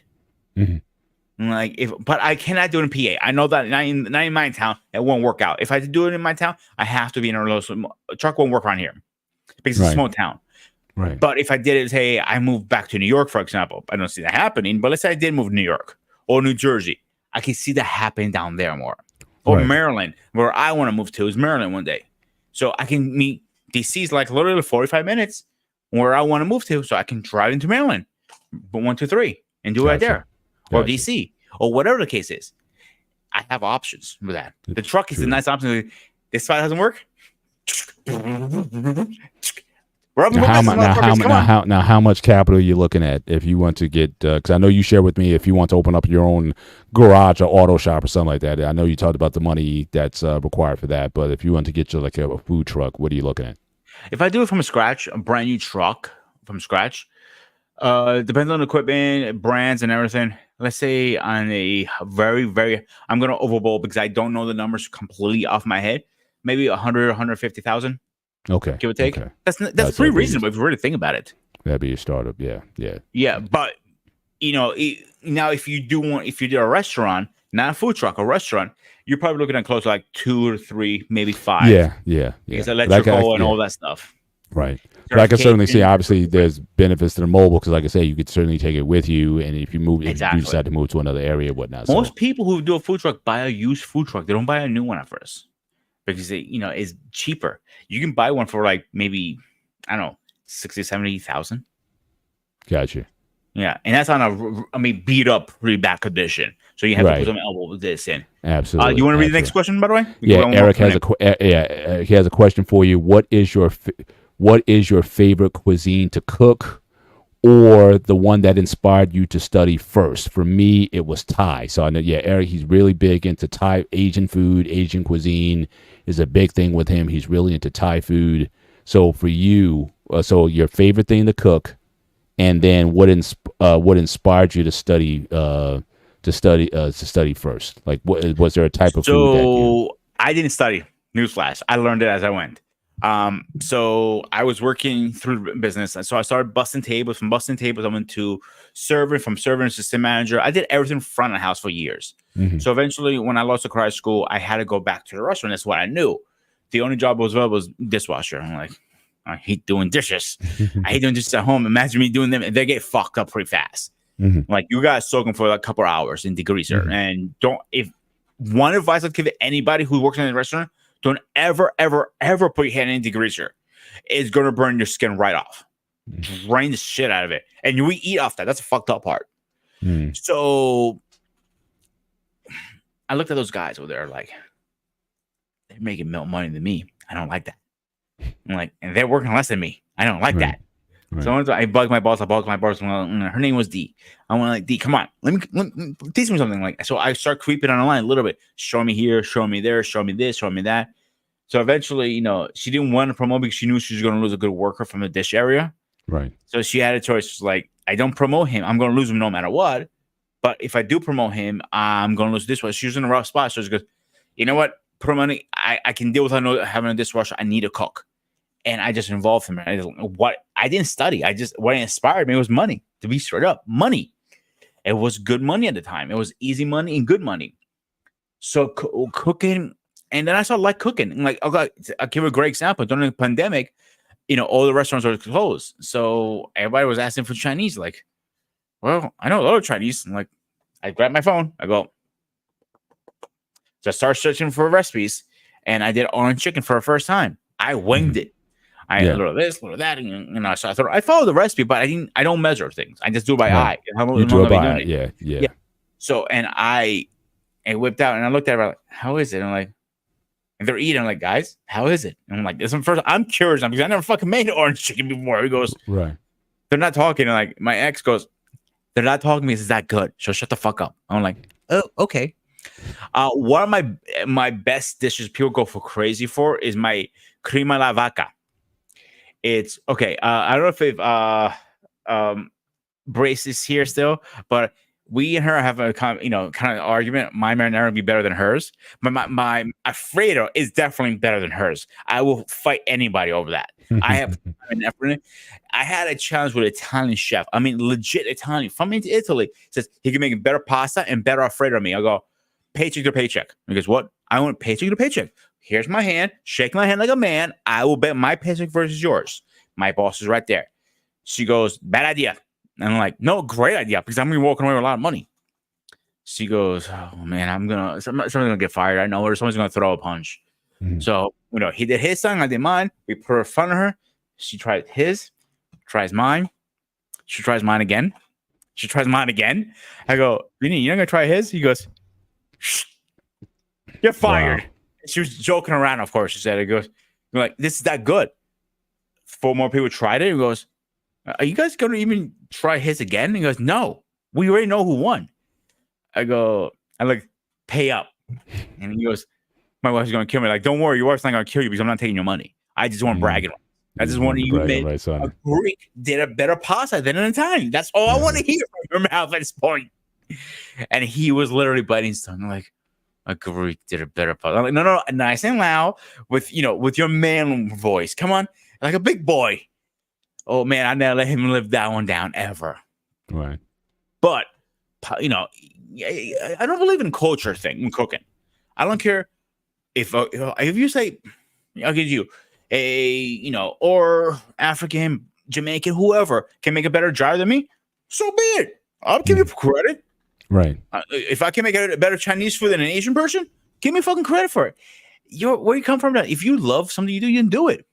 That's that to me. That's we talked about that on the food show. That ultimately, the love, I think, is what make things come out right. Like I've seen so many times people like, why can't I get mine to taste like yours? I followed your recipe to the T.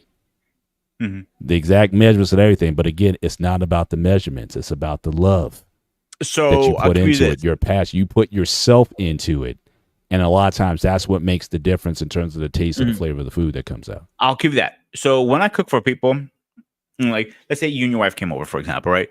My mom, let's say we had a little cookout, right? And I'm cooking, right? I would love to do that for you guys because I get enjoyment doing that for people. Mm-hmm. Then your wife goes like, "Yo, Pete, that's actually pretty good." I'm like, my fucking mouth, of course. Like, yeah, I fucking know. So me being a smart ass, obviously, I have cooked for a lot of people over the years. And people would say, wow. I'm like, but at work, people would say, wow, too. But it's different when you have to do for a paycheck and versus when you says, absolutely. Like, okay. That's what anything, anything that's considered an art or anything in the creative space. I don't care if it's web design. I don't care if it's, sculpting or painting or whatever it is. Like, When you have that passion for doing it, I think the finished product it just comes out better. Now, again, you have to have a certain level of skill. I'm not just saying, oh, I love cooking, but you don't know how to cook at all. I'm saying if you get two equal people, the person who has the passion for what they're doing certainly is going to make the difference. That reminds me of the hilarious part in Everyone Loves Raymond when Deborah made broccoli better than Marie. When Marie said she just threw walk out of the kitchen. Yeah. She would not admit that she made it better. Yeah. I'll give you two examples. Like, I used to always cook, like, I do it like, in the morning breakfast for everybody. When I first started doing it, like I used to make my ex breakfast in bed, like a nice little treat. You know what I'm saying? Mm-hmm, mm-hmm. And I used to do my thing, whatever. So, and she used to love it. And like, I started, that involved to making every breakfast, a Sunday breakfast thing for everybody. Gotcha. Yep. Then I met somebody recently in Maryland when I went to see Q and King and all those guys on my vacation. Mm-hmm. And we're talking. It goes, and like, I had my knife set out. I made some food for everybody. I cooked it from home and I just finished up there. Mm-hmm. And he goes, wow, that's a nice chef. Jenny goes, that's not mine, dude. Talk to him. I'm like, that's yours? I'm like, yeah. I'm like, you're a chef?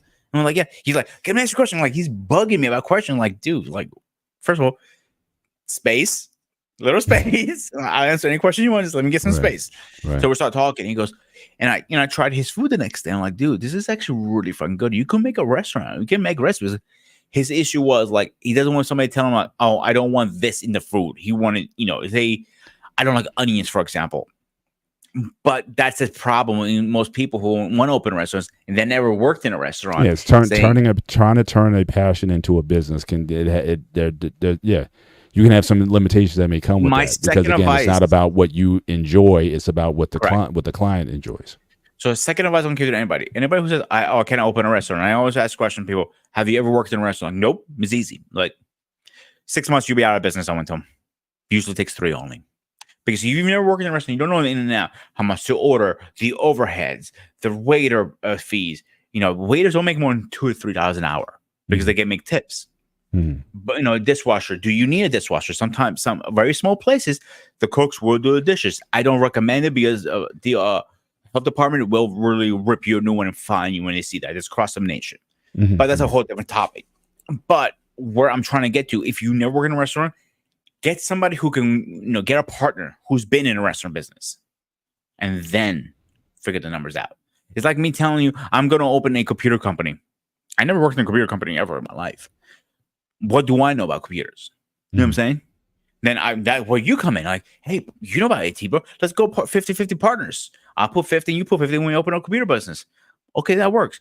Or a beer oil. I know beer oils. I know the in and outs because I studied it. But I don't know the financials. So I need somebody who knows.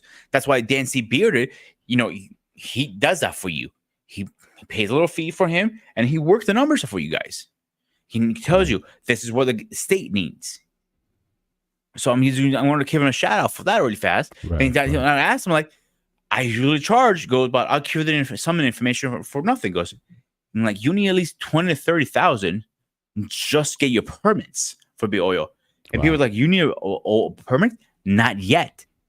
But they're coming. So when I get them now and get out of your way. So think ahead, don't behind. So when it comes to opening your own business, like if Paul calls me like, I want to open my own restaurant, I would talk you out of it because you don't know what you're getting yourself into. Exactly. I think it's a lot of reward, but it's not. Mm-hmm. It's more spending efforts. You start making big money when you start opening, 2, 3, 4 locations. Like King Sulak, a great example. He has 4 or 5 locations now. Mm-hmm. Now he's making really decent money. Mm-hmm. Before he wasn't. Think about it. You know what I'm saying? Yeah. No, it's definitely, again, as far as part of this tonight, we're talking about the workforce. Entrepreneurial, that's a totally different subject altogether. In terms of, because again, the hours that you're going to need to put in order to make that thing work. I mean, forget 70, 80 hours. You'd be talking about 90 hours a week, especially if because most people are going to start out self-employed and you're going to be doing everything for the most part, unless you really go in with a business plan where you're going to have someone who takes care of the financials. Someone's going to take care of the, the details, the client services or whatnot. But, usually it's like you're kind of doing anything until you make enough money in order you can bring more people in. So so we're not talking about that tonight, but we're talking about just for the typical worker, which is the majority of people still. The person who punches in 9 to 5 or in some capacity, one way or another. What's the work-life balance for you? And especially if you are from another country or worked in another country, like what that's like for you. I know the similar siesta type of activities, they take place in a lot of Middle Eastern countries, like especially those I've known who worked in Saudi Arabia. There's a time when they kind of come off because, again, one, there's prayer time, right? So there's like a certain time of the day where everything kind of shuts down for prayer, and there's horns and things that go off or whatnot. So everything's supposed to kind of come to a standstill, certainly during those particular times. But at the end of the day, it's like, are people better off just mentally, physically, what have you, where you're not just working yourself to death all the time? And I think certainly in the U.S., obviously, no one's discouraged from people from having a work ethic. No one's saying that, you don't do your best when you are working. And a lot of times when it's just, you just got to get the job done, you just get the job done, no questions asked. But are we doing too much with the workforce the way it is? And, are you going to then take the agency to make sure that you're better off? So again, if you got most companies today that you get in vacation time, you get personal days, personal holidays, because again, depending on your religion or culture, whatever, you might want to celebrate, a certain holiday that your company may not offer outside of Christmas and, some of the other standard holidays that everyone tends to get off. But certainly taking agency over your work-life balance in certain ways, and again, lots it's going to depend on where you are in life. Or are you single? Are you married? Are you married with young children? Are you married with children that have a lot of, school activities or extracurricular activities? I know a guy now, his wife and they do very well financially, but it's a grind for them because, again, they got the one kid does gymnastics across the country. Like, she does meets and competitions for cheerleading and stuff all around the country. They got another son that's into baseball, and that's almost like a year-long thing. So so there's like, man, we're running ourselves to death trying to make sure that these kids have these activities. And it's interesting. I want to talk about this because I think you have a show that's coming up soon talking about childhood. I think this Thursday, actually. This Thursday. So I want to the network, my network. Right. So I want to talk about. I'll really like to join that show because I want to talk about that, because the idea of childhood today, I think, is very different from childhood, certainly from my time and certainly from years prior. And I think a lot of people are trying to accommodate all that in. So the idea of can you have it all, I think is really challenged when we talk about this work-life balance. Is even work-life balance, is that even a thing? Is that even a thing worth grasping? Or is a better way to look at this is that there are seasons. So there's seasons in your life where you have to be present in the lives of your children or your family. There might be seasons when the job has to take priority. And so, is that a better way of looking at it rather than to quote, the idea of trying to kind of find balance, like Mr. Miyagi said, find balance, Daniel-san. Is that even worth trying to pursue, especially in the United States when everything is about productivity? And certainly looking at these other countries like Greece and Europe, do they have a better way of pursuing that's built into the culture that we could learn from as Americans, and something that, if we won't get it from our governments or from the companies themselves, how can you carve out that kind of work balance for yourself to make sure that you're whole, the people are around you whole, and you got the money to pay your bills with and do everything else that you need with? So again, delicate balancing act, but that's part of turning it off. You're right, absolutely right. We don't know how to turn it off, and pressures it's been very hard for me because personally my line of work, because being a chef is not like, or a cook is not like you can pick your hours like 8 to 5 kind of job. It doesn't work like that. So my job is very weird because when you getting off, most people are like halfway through the day, like 11:30, 12 o'clock. I'm just starting my day because I usually do nights because I don't want to deal with the traffic. Right. So, but if I get a regular job, let's say I find a restaurant that I had a restaurant. I worked Monday through Fridays. It was an office building. And I was in the morning. I was done by 3 o'clock latest. I had the rest of my day open. But I fall in a problem now with my mother. So I need Wednesdays off. but the weekends are automatically off. So how am I going to make that work for Kim or her on Wednesdays? So I've been fighting with that personally. Is how do I balance that out with doctors and everything? And if it's not like 5-10 minutes away, like I am now, I drove 45 minutes for 2 years. I'll do it again if I have to. Right. An hour's tops I'll drive. I'll drive nothing more now. After that, it's not even worth it, in my opinion. So again, how do you balance it out? Some line of work is very hard. Is even possible in my work? That's what I'm thinking. Even possible. And that's when you're going to have those hard conversations. Like I said, you know, people say you can have everything. No, you can't. And depending on your situation, you may have to give up something. The job, even though you may have time in, you may have to find something else. Or some other aspects of the things that you may want to do in life will have to suffer from it. Or just even what's being said here is, again, how do you mentally unplug? Like I said, if you're in IT, like I said, IT runs 24 hours a day. And something can go wrong with supply chain, with distribution, with some system goes down or whatever. You know, so again, there's always this idea of being on call when you're working within an IT space. But even then, how do you turn it off? How can you disconnect? Like I said, even for those even going on vacation, it's becoming harder now. Because again, you have your phone.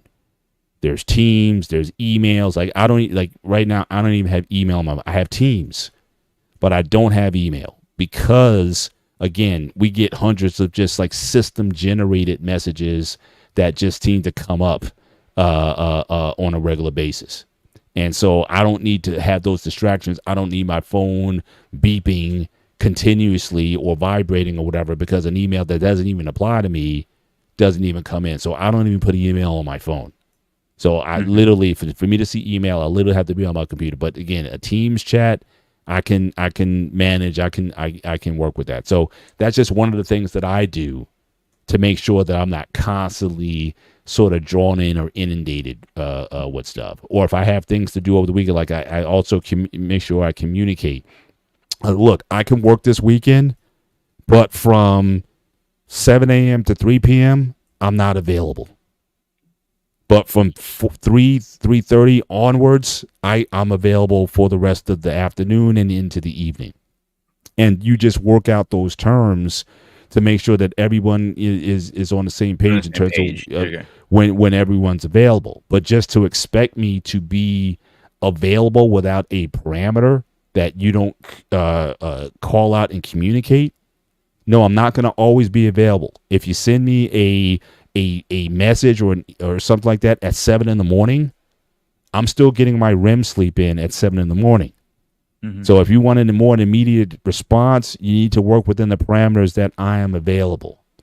And again, those are things that have to be negotiated. Those are things that need to be cleared to everybody. Or you can send something out, and I'll tell people this now. Since I'm the night owl, I may send you a message or an email.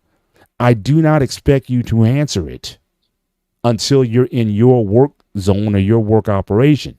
But sometimes I like to put that out there simply because I don't want to forget it when you come in the morning, especially if your work day starts a lot earlier than mine. I got people who start at 5:30, 6 a.m. in the morning. So if I'm up at 1 to 2 in the morning working on something, yeah, I'll send you an email, but don't answer it. When you get yourself in at 5, 6 in the morning, you come in and says, okay, oh, he sent something. Okay, boom, there it is. Then I can work on it. But then you send it to me at 6 in the morning. Don't expect me to answer it until after 9 because that's when I get on.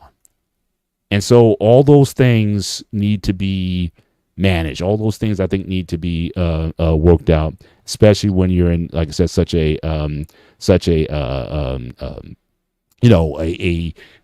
multi-country, multi-time zone work environment. But everyone's sort of working and collaborating on the same project. You need a lot more collaboration. So those are things. Some of the things I do to help keep me sane. Again, I think there's other cultures in the world that do a better job of it for just the society. So I like the idea. Like I think certain certain countries, I think mandatory. I think a woman has a baby. Yeah, let me ask. Like in Greece, when a woman has a baby, is there like a mandatory time off that they get? Yeah, I just don't remember the amount of time. There's a But good amount of time. it's a while. You Yeah. get quite a bit of time off. Some companies will give up their husband or a man some time off too to be with their Yeah, mother or yeah. wife with that. And I know it's been proposed in this country to have again more mandatory, work leave or sick leave, or you have a baby, whether it be the man or the woman that have the ability to take off. I've seen legislation proposed. I haven't seen it passed. But then they talk about again family values and pro family and things like that. Then those measures have to be there also. So then you have to say, okay, well, what do you want? If you're pro family, and if you're so concerned about the nuclear family, but then you're not, giving options for them to work in a way that helps them to build and sustain a family structure, then that to me that's a conflict in values. So again, what do you want? Do you want the productivity only? Or are you more interested in the individuals, and are you willing to take a gamble that if my individuals who work, if they're well and they're balanced, then I'm going to get more in the long term, whether it be more productivity, more End of the day, loyalty, or whatever that is. End of the day, I don't think they care about our life outside of work. They care what happens at work, how much money we can make them. When it comes down to I need PTO time, they get freaking mad. I have bosses, ECs, executive chefs above me, or district chefs like getting pissed off because I'm putting PTO time. Like, why are you getting mad? I earned this. He goes, yeah, but you screwing my schedule up now. I got change my schedule because you're going on PTO, and he's slamming my PTO form. Yeah, and a lot of times they won't even accept sometimes even if you do it weeks, if not months in advance.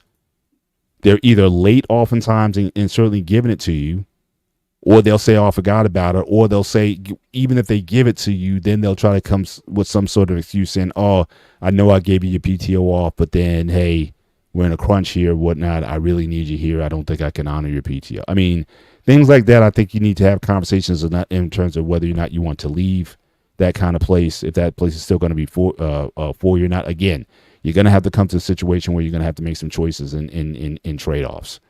And if it doesn't work for your work-life balance for that area of your life, then you may need to start looking elsewhere. All right. So again, that's definitely that's the something. hard thing sometimes. Like I even try to apply to other jobs at times, but because I have so much experience on the cooking and under a chef and everything like that, a place like you, but you have so much experience in this. Why would we hire you who have zero experience in this? I go, you have a good point. I have no comeback on that. And that's what it is sometimes. So right now I'm stuck in this. Eric still called out. Yeah, Vincent Kennedy McMahon certainly didn't give a rep about Ricky Steamboat. Yeah, so Ricky Steamboat Wednesday beats Macho Man Savage in WrestleMania and whatnot, but he wanted time off with his family. Vince said no, and that was basically the end of the two fun facts. Eric loves Vince McMahon. He said to me, in a private chat. Although I am looking forward to that documentary. So you got that Netflix documentary coming out. So maybe we can have on one of your hangout shows. We can have a follow up breakdown. Break it down and have a commentary on the. The second thing I was going to say was they were going to do a union actually in wrestling. What's his name? Jesse Ventura. Yeah, Jesse Ventura. They blocked them completely. So So Hulk Hogan went back and told Vince, and they put the kibosh on it. Yeah, absolutely. Yeah. I wonder if they did happen. We have a different see, and that's the thing too. Is like even in the culture we talk about unions, right? I mean, the whole idea. Now again, I know some people are pro-union and some people are anti-union, but the whole idea was again the work conditions were such where people organize and form unions so they can get more of that work life, paid leave and vacation time and pay increases and things of that nature. That's always been a contention. And again, unfortunately, the unions have not always been square. We all know about Jimmy Hoffa and the unions and, the mafia connections and all that. Completely. And my current union is pretty decent, to be honest with you. Yeah. So it go either way. So exactly. For the longest time to now, I had a really bad taste in the name of the union. Oh, nope. I am going the other way. Good. You get somebody else. Right. And when they were literally begging me, like, yo, give us a chance. and go, you know what, I'll give you a chance. And actually, I'm not regretting it. You know, some people are douchebags, but that's in every job. We got those little douchebags here and there. Right. So Right. anyway, top of the hour, Paul. You know what time it is? Yes, sir. Yes, sir. Well, again, I want to just thank everyone once again for joining us on this call. So no call-ins tonight, but certainly, again, we're like Motel 6. We'll keep the light on. We'll keep the light on. Well, they always, and some guys talk about, oh yeah, I want to get in. Then we give them the opportunity, and they never show up. So, but again, we'll continue to keep the light on. Again, you don't have to be with us long if you just want to come up and say hi to us. Again, we appreciate it. We definitely appreciate this chat. You guys keep a lot of this. Just follow some of the conversation that was taking place earlier. So again, we really appreciate you guys for being with us on the show. We hope that we're hitting some points that you can relate to. When it comes to work life, when it comes to certain things in life. Again, this is part of the show. We want to talk about the human experience, black, white, whatever. It doesn't matter. We're all going through life together. We all have areas of difference because of our different cultures. But at the end of the day, we're still human beings.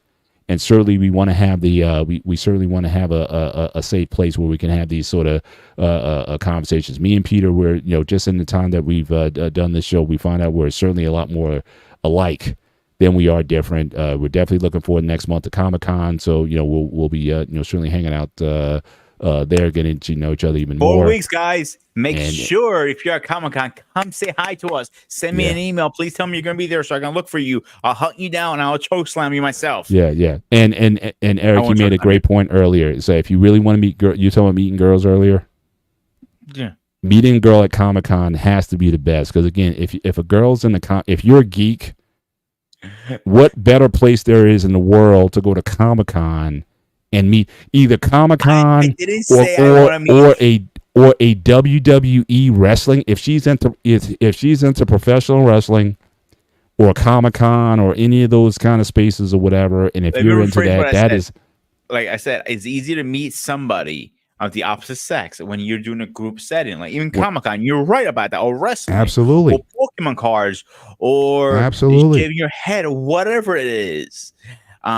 So I think that's easier, and I agree with Eric. It's easier to meet somebody when you're in. They actually have a thing. It's for singles on Saturday nights. Is it goes Single and Geeks. It's a club outside the Gyro Center. You have to show your badge you get in, obviously, and it's like all single guys, or the geeks go running wild pretty much. Yeah. So, but seriously, guys, if you're at Comic-Con, I expect you to be there. Please show yourselves. So if you're there, please come up and meet us. Again, we're gonna be we're looking to do some live streaming from there, whatever. So if you see us, come up to us or whatever. We'd love to take a picture with you. We'd love to certainly chat or whatever. And again, I don't charge for autographs. Everyone else is charging for autographs. I won't charge you for an autograph. It'd be my pleasure to sign. See, it could be the first free autograph he's going to give out. Come on, how can you say no to that? The president himself of the 9Bs, soon be 10Bs, I'm hearing. Of his third trifecta coming this year, and he's beating the freaking polls. Do I need to say more? Hey, hang on, let me play theme song. I think I'll be running unopposed this year, but you'll certainly I still take it with the veracity that I've done up to this point. Yes, even gun range. Yeah, if you're into guns, I can't think of anything hotter than meeting a girl who also is into guns. I mean, if I'm not a gun guy, I know Peter, you are. But that would be an interesting place as well to meet him. And I know I might have to bring some lotion with me that day. I know Embrace. I know she's Queen Gun herself, whatever. So again, that might be where you need to go. Embrace. You need to go to the gun range. That's where you're going to meet your guy. At the boat show, foreign festival shows. Absolutely, find your interest.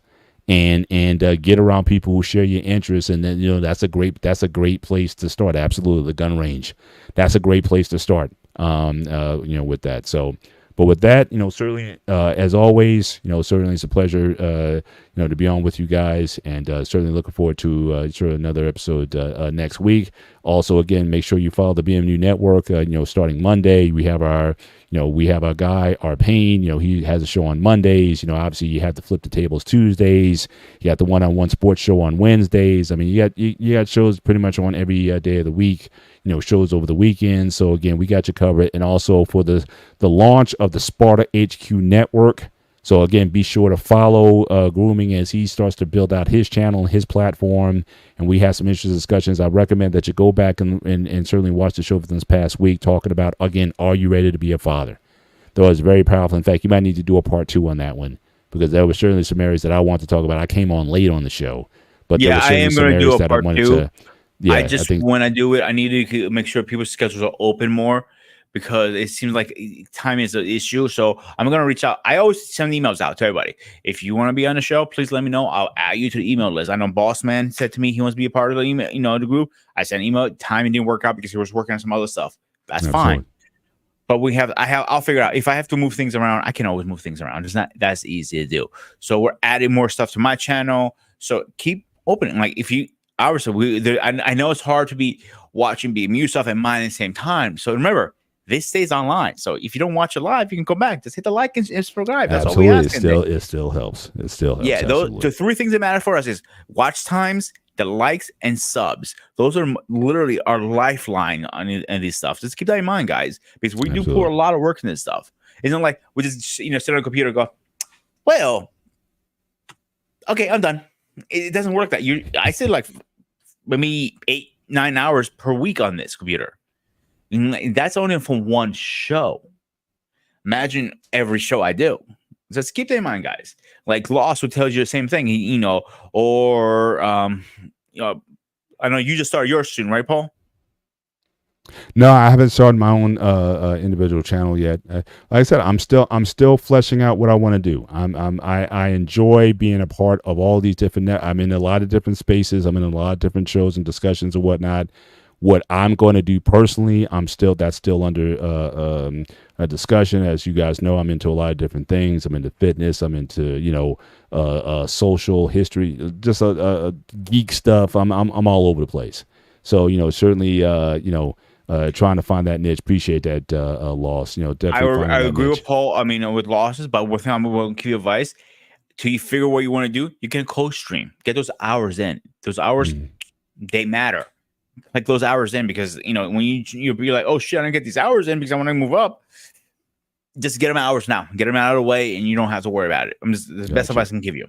Gotcha. All so, right, partner, guys. anything else you want to say? No, I think we're good. I think we're good. We're good to go here. But again, this is the gray area.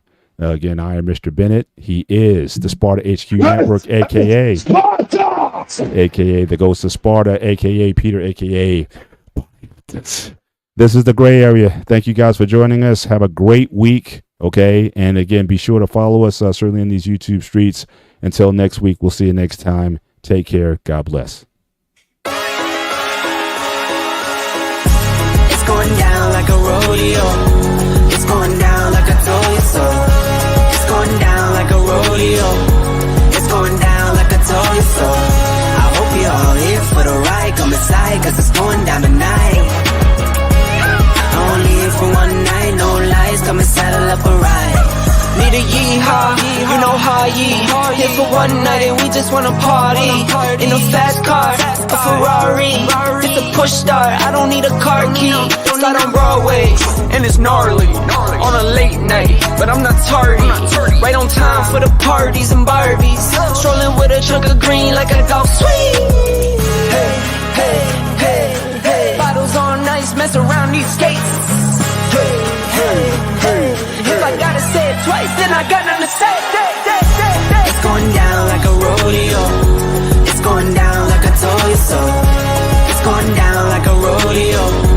It's going down like a toy so. I hope you're all here for the ride. Come inside, cause it's going down tonight. Only here for one night, no lies. Come and saddle up a ride. Come and kiss me up, it's going down. Like a train with no brakes, I'm not slowing down. See us showing up, we're showing out. Better pack it.